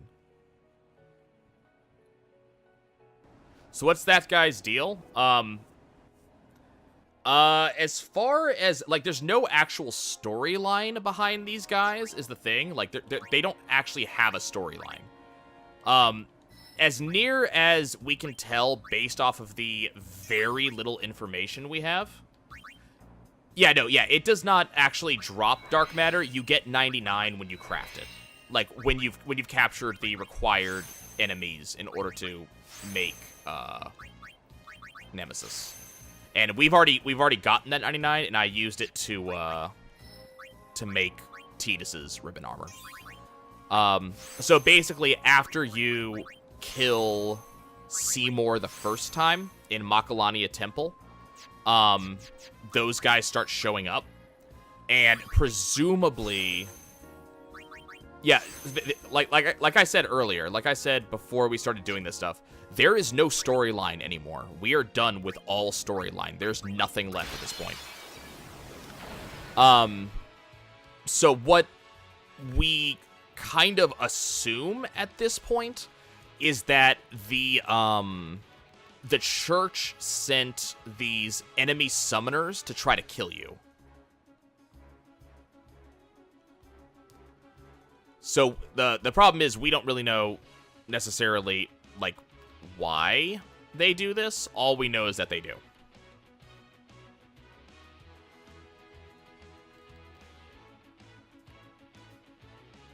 Any of this stick?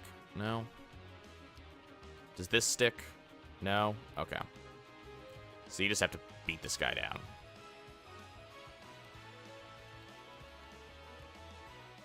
But yeah, that's really about it. Hey, Yugi. That's really about it, Wonder Girl, is that it's basically just these dark Aeon, these dark summoners. They're specifically here just to kill Yuna. Because they've been told Yuna is evil and therefore she must die.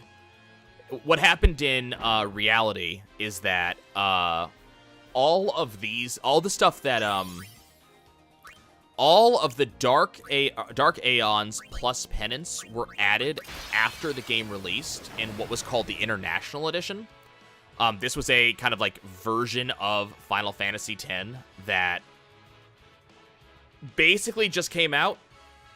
That's about it.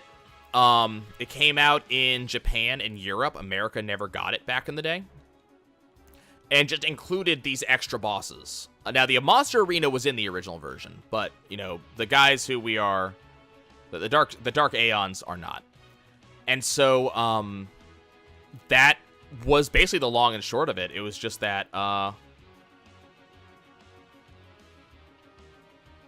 yeah, that happened. So there really isn't any story to it. It's just this exists.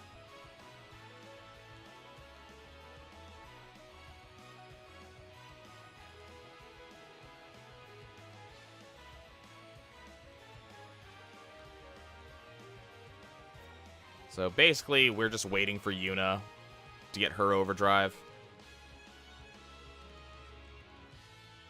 I don't know why she doesn't get it when Tidus takes his turn. She's supposed to.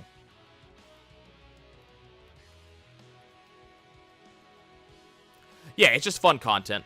You know, if you're the type of person like me who wanted more content. I think we're just going to let Anima fight this thing on its own from here on out. Because it doesn't feel like there's any reason not to.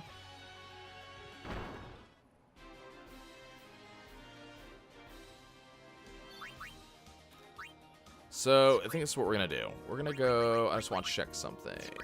Abilities on Anima.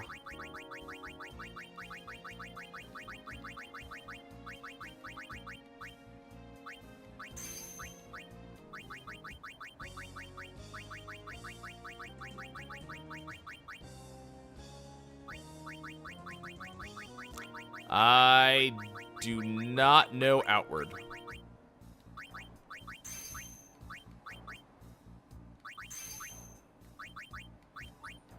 I'm afraid that is not one of the ones I know. Anything else I want Anima to have? Yeah, we'll teach you double cast. And I'll waste 2 dark matter to give it full break. Cool.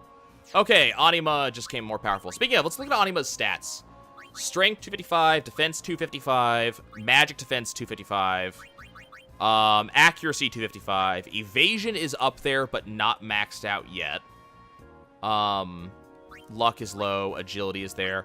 So this is Anima's stats derived off of Yuna.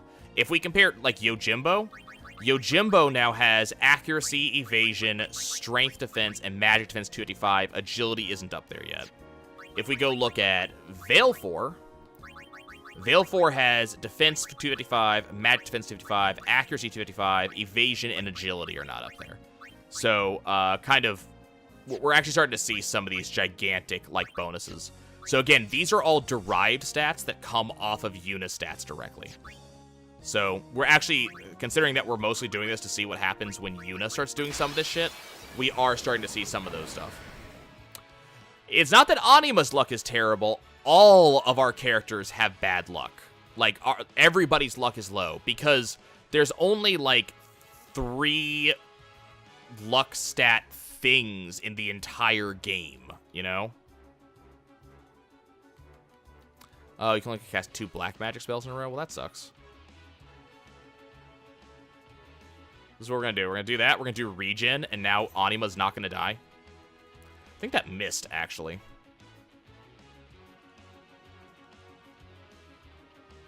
But Anima's just going to sit here and just beat the crap out of this thing.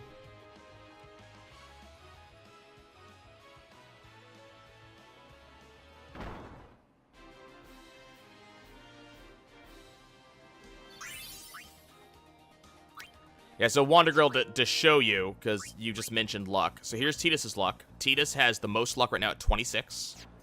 Riku's at 18. Yuna's at 17. So it's not that Anima's luck is terrible, it's that everyone's luck is terrible. Because there isn't any way in the game to really get luck by this point in the game.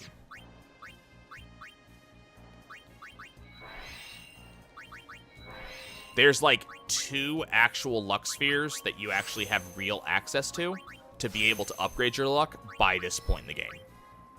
And we're going to grind for more, but when I say grind, what we're doing now is not a grind compared to what I will have to do for luck.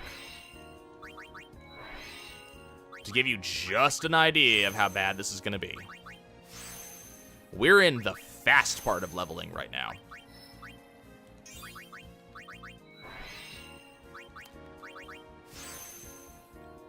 part of me thinks I may have seen Outward on, like, a video at some point. Okay, you know what? I'm using these just to get rid of them because I'm tired of them being in my inventory. Riku, please get a bunch of different abilities that you're never going to use. Well, here's the thing. Luck does not matter all that much. Like, luck is not a particularly important ability. It increases your chance to crit, and then it also increases all other stats by a small percentage based on your luck stat. Usually in this game, you will not need maxed out luck, but I kind of like having all of my stats at 255, so I'm gonna do the extra, like, teeth grind and get my luck up to 255.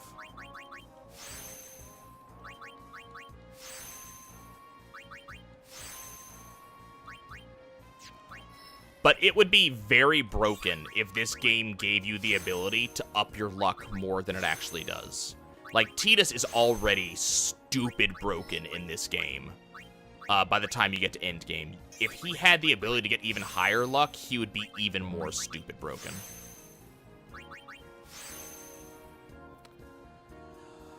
I guess I could do that. I could do that, but kind of once I beat Penance, I want to be done. You know? By the way, I want you to see just how much those small, like those 5 strength spheres. Look at the difference now. Yuna just is doing about 3,000 more damage than she did a second ago. Now, for Anima, it's not going to matter. Anima will do the same amount of damage it already did. Because, it was already max damage against this thing.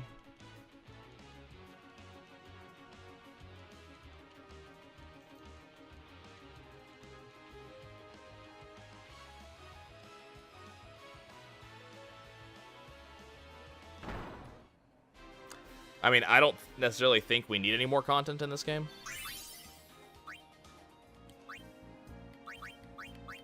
I think 80 to 90 hours is enough.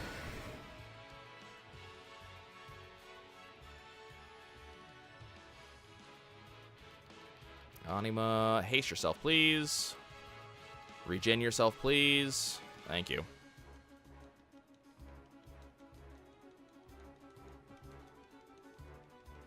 And Anima just wins. Just plain wins.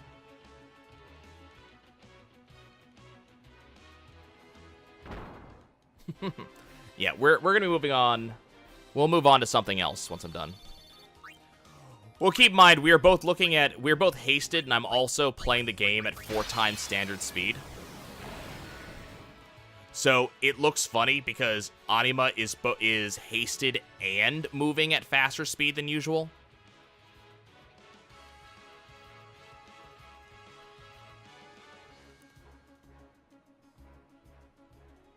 So it looks double silly.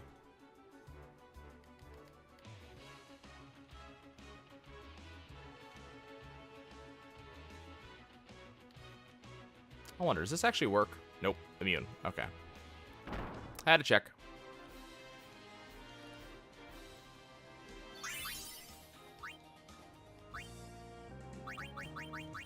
Okay, so we're not going to be done grinding tonight. I'm not going to stop yet, but we're not going to be done grinding tonight.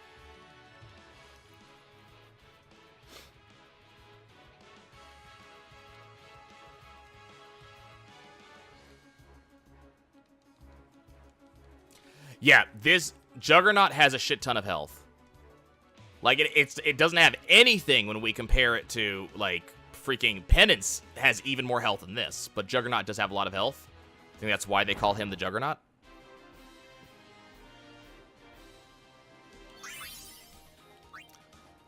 Like, remember, the first enemy we were fighting, the Teryx has 200,000 health or less.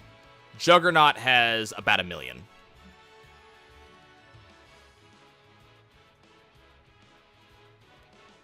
It is the Juggernaut, bitch.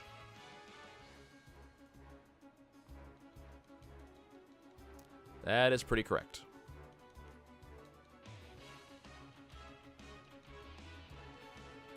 Base, that's both halves of Penance. That's first phase and second phase.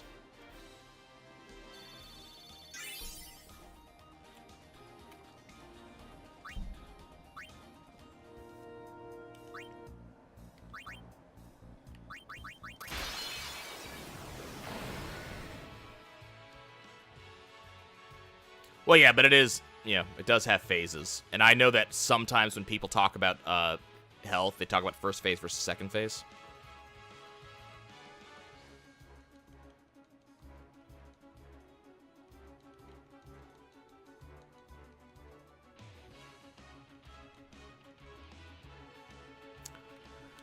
Okay, we're getting there.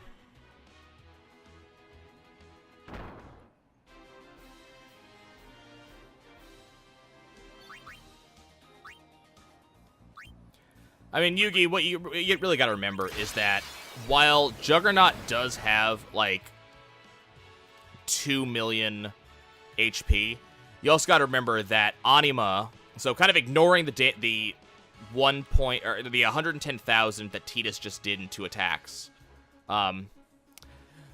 So Wanda Girl, there is potential storyline significance. The game just never says it. And you'll understand what I mean when we finally see Penance. But there is potentially storyline significance that is just implied, but not outright stated.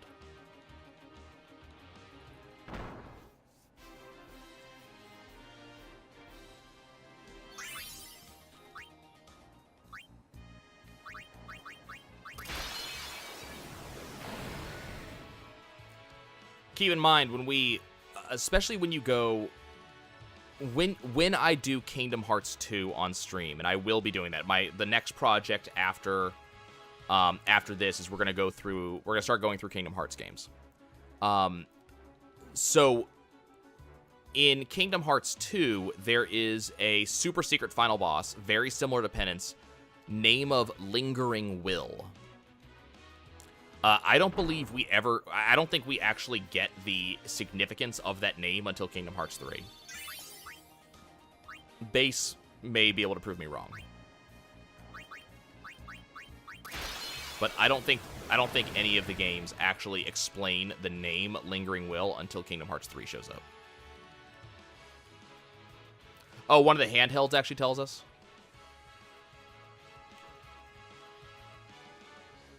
Is it actually Birth by Sleep? Does Birth by Sleep actually explain it? Or did we wait till Dream Drop Distance for that one?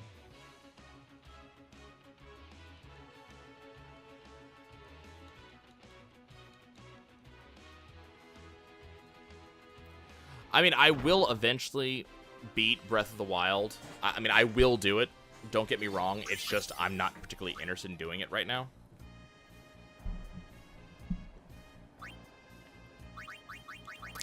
The big thing that comes, like, with me and, like, streaming and recording and shit like that is that I have to actually be interested in doing it. Taking Breath from the Wild. You're not wrong. But it's more like I have to be interested in doing it, and there's just other games that currently have my attention. Yep, that's the one with the board game. I actually really like the board game a lot. I mean, if you want to talk about it now, we have nothing better to talk about right now. We're just kind of grinding.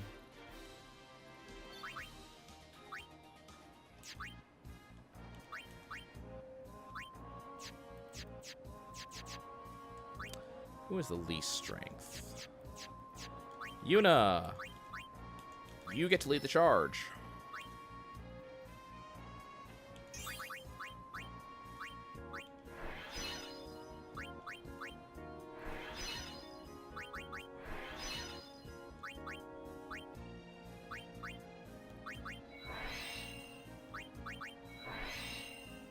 I'm afraid hearing the grinds of others does not change my own.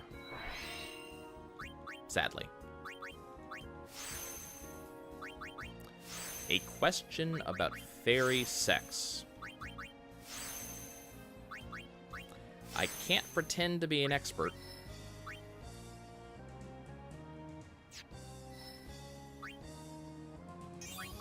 I'm not sure I understand the question. What do you mean, how? Also, which fairy?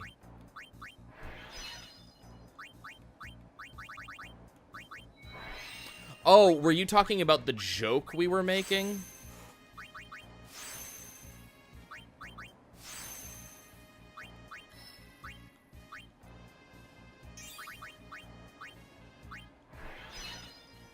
Because if I remember correctly, we were making the joke about fairy sex. Is that what you're talking about?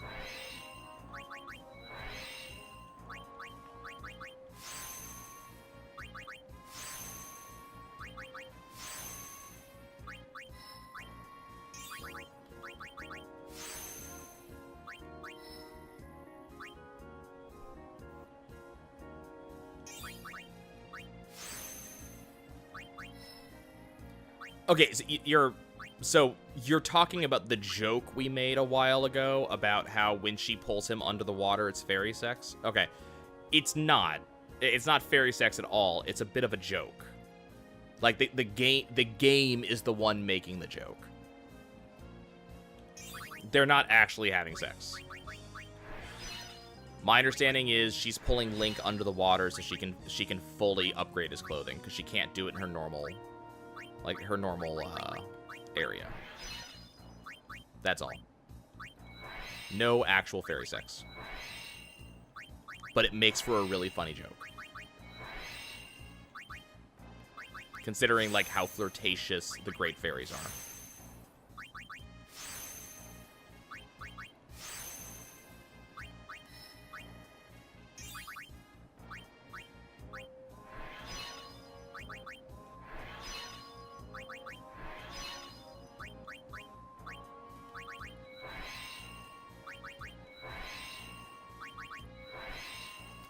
Okay, we're gonna get a fair amount of...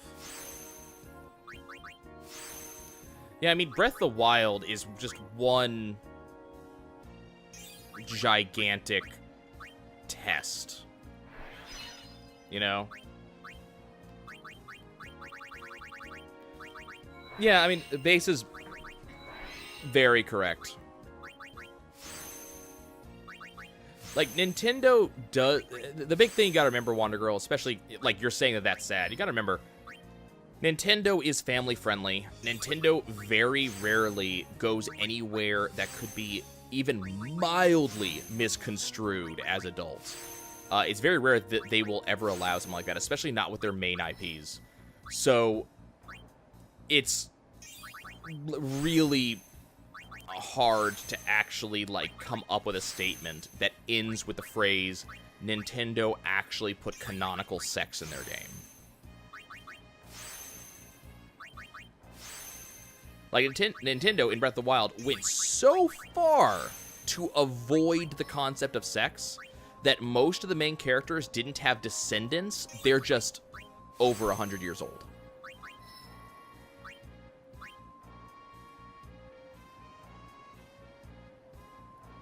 Yeah, they do a lot of innuendo. Innuendo is a big thing for Nintendo. But I don't know how we missed these three. Oh, god damn it. But they go out of their way to avoid the concept of sex.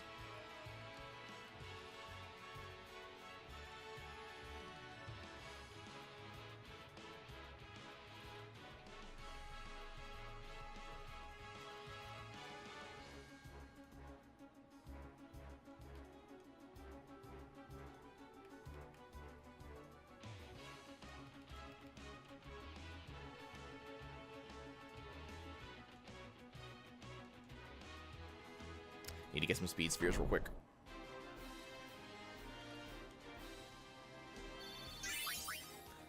Yeah, I mean, I definitely respect Nintendo for their, making a point on, sexual content in kids' games and kind of getting it out of the way.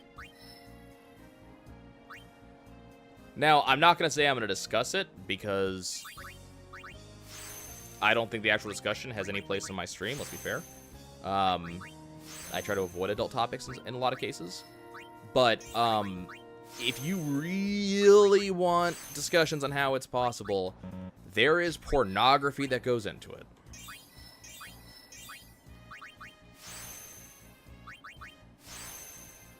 Like, the very thing that you are talking about is actually a, like, porn genre. So if you really want to go into it.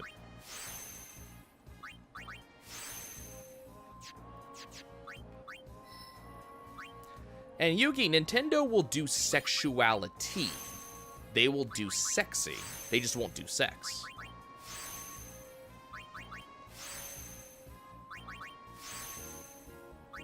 Like, I don't think Nintendo has any problem with sexy. They have a problem with sex in the game.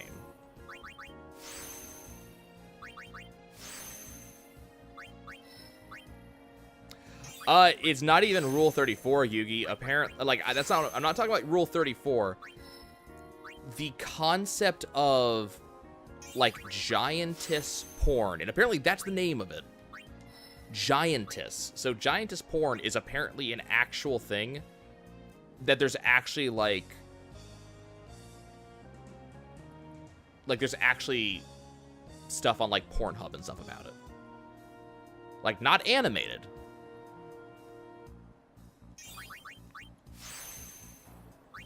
And Super Base, I'm not really talking about... See, I may have misunderstood the story. My understanding of the story was that Samus was supposed to be a big shock that she's a girl, and you've been rooting for a girl the entire time. I don't know if it was as much to try to put more powerful female figures in games, or if it was just a, you know, this was different and we tricked you.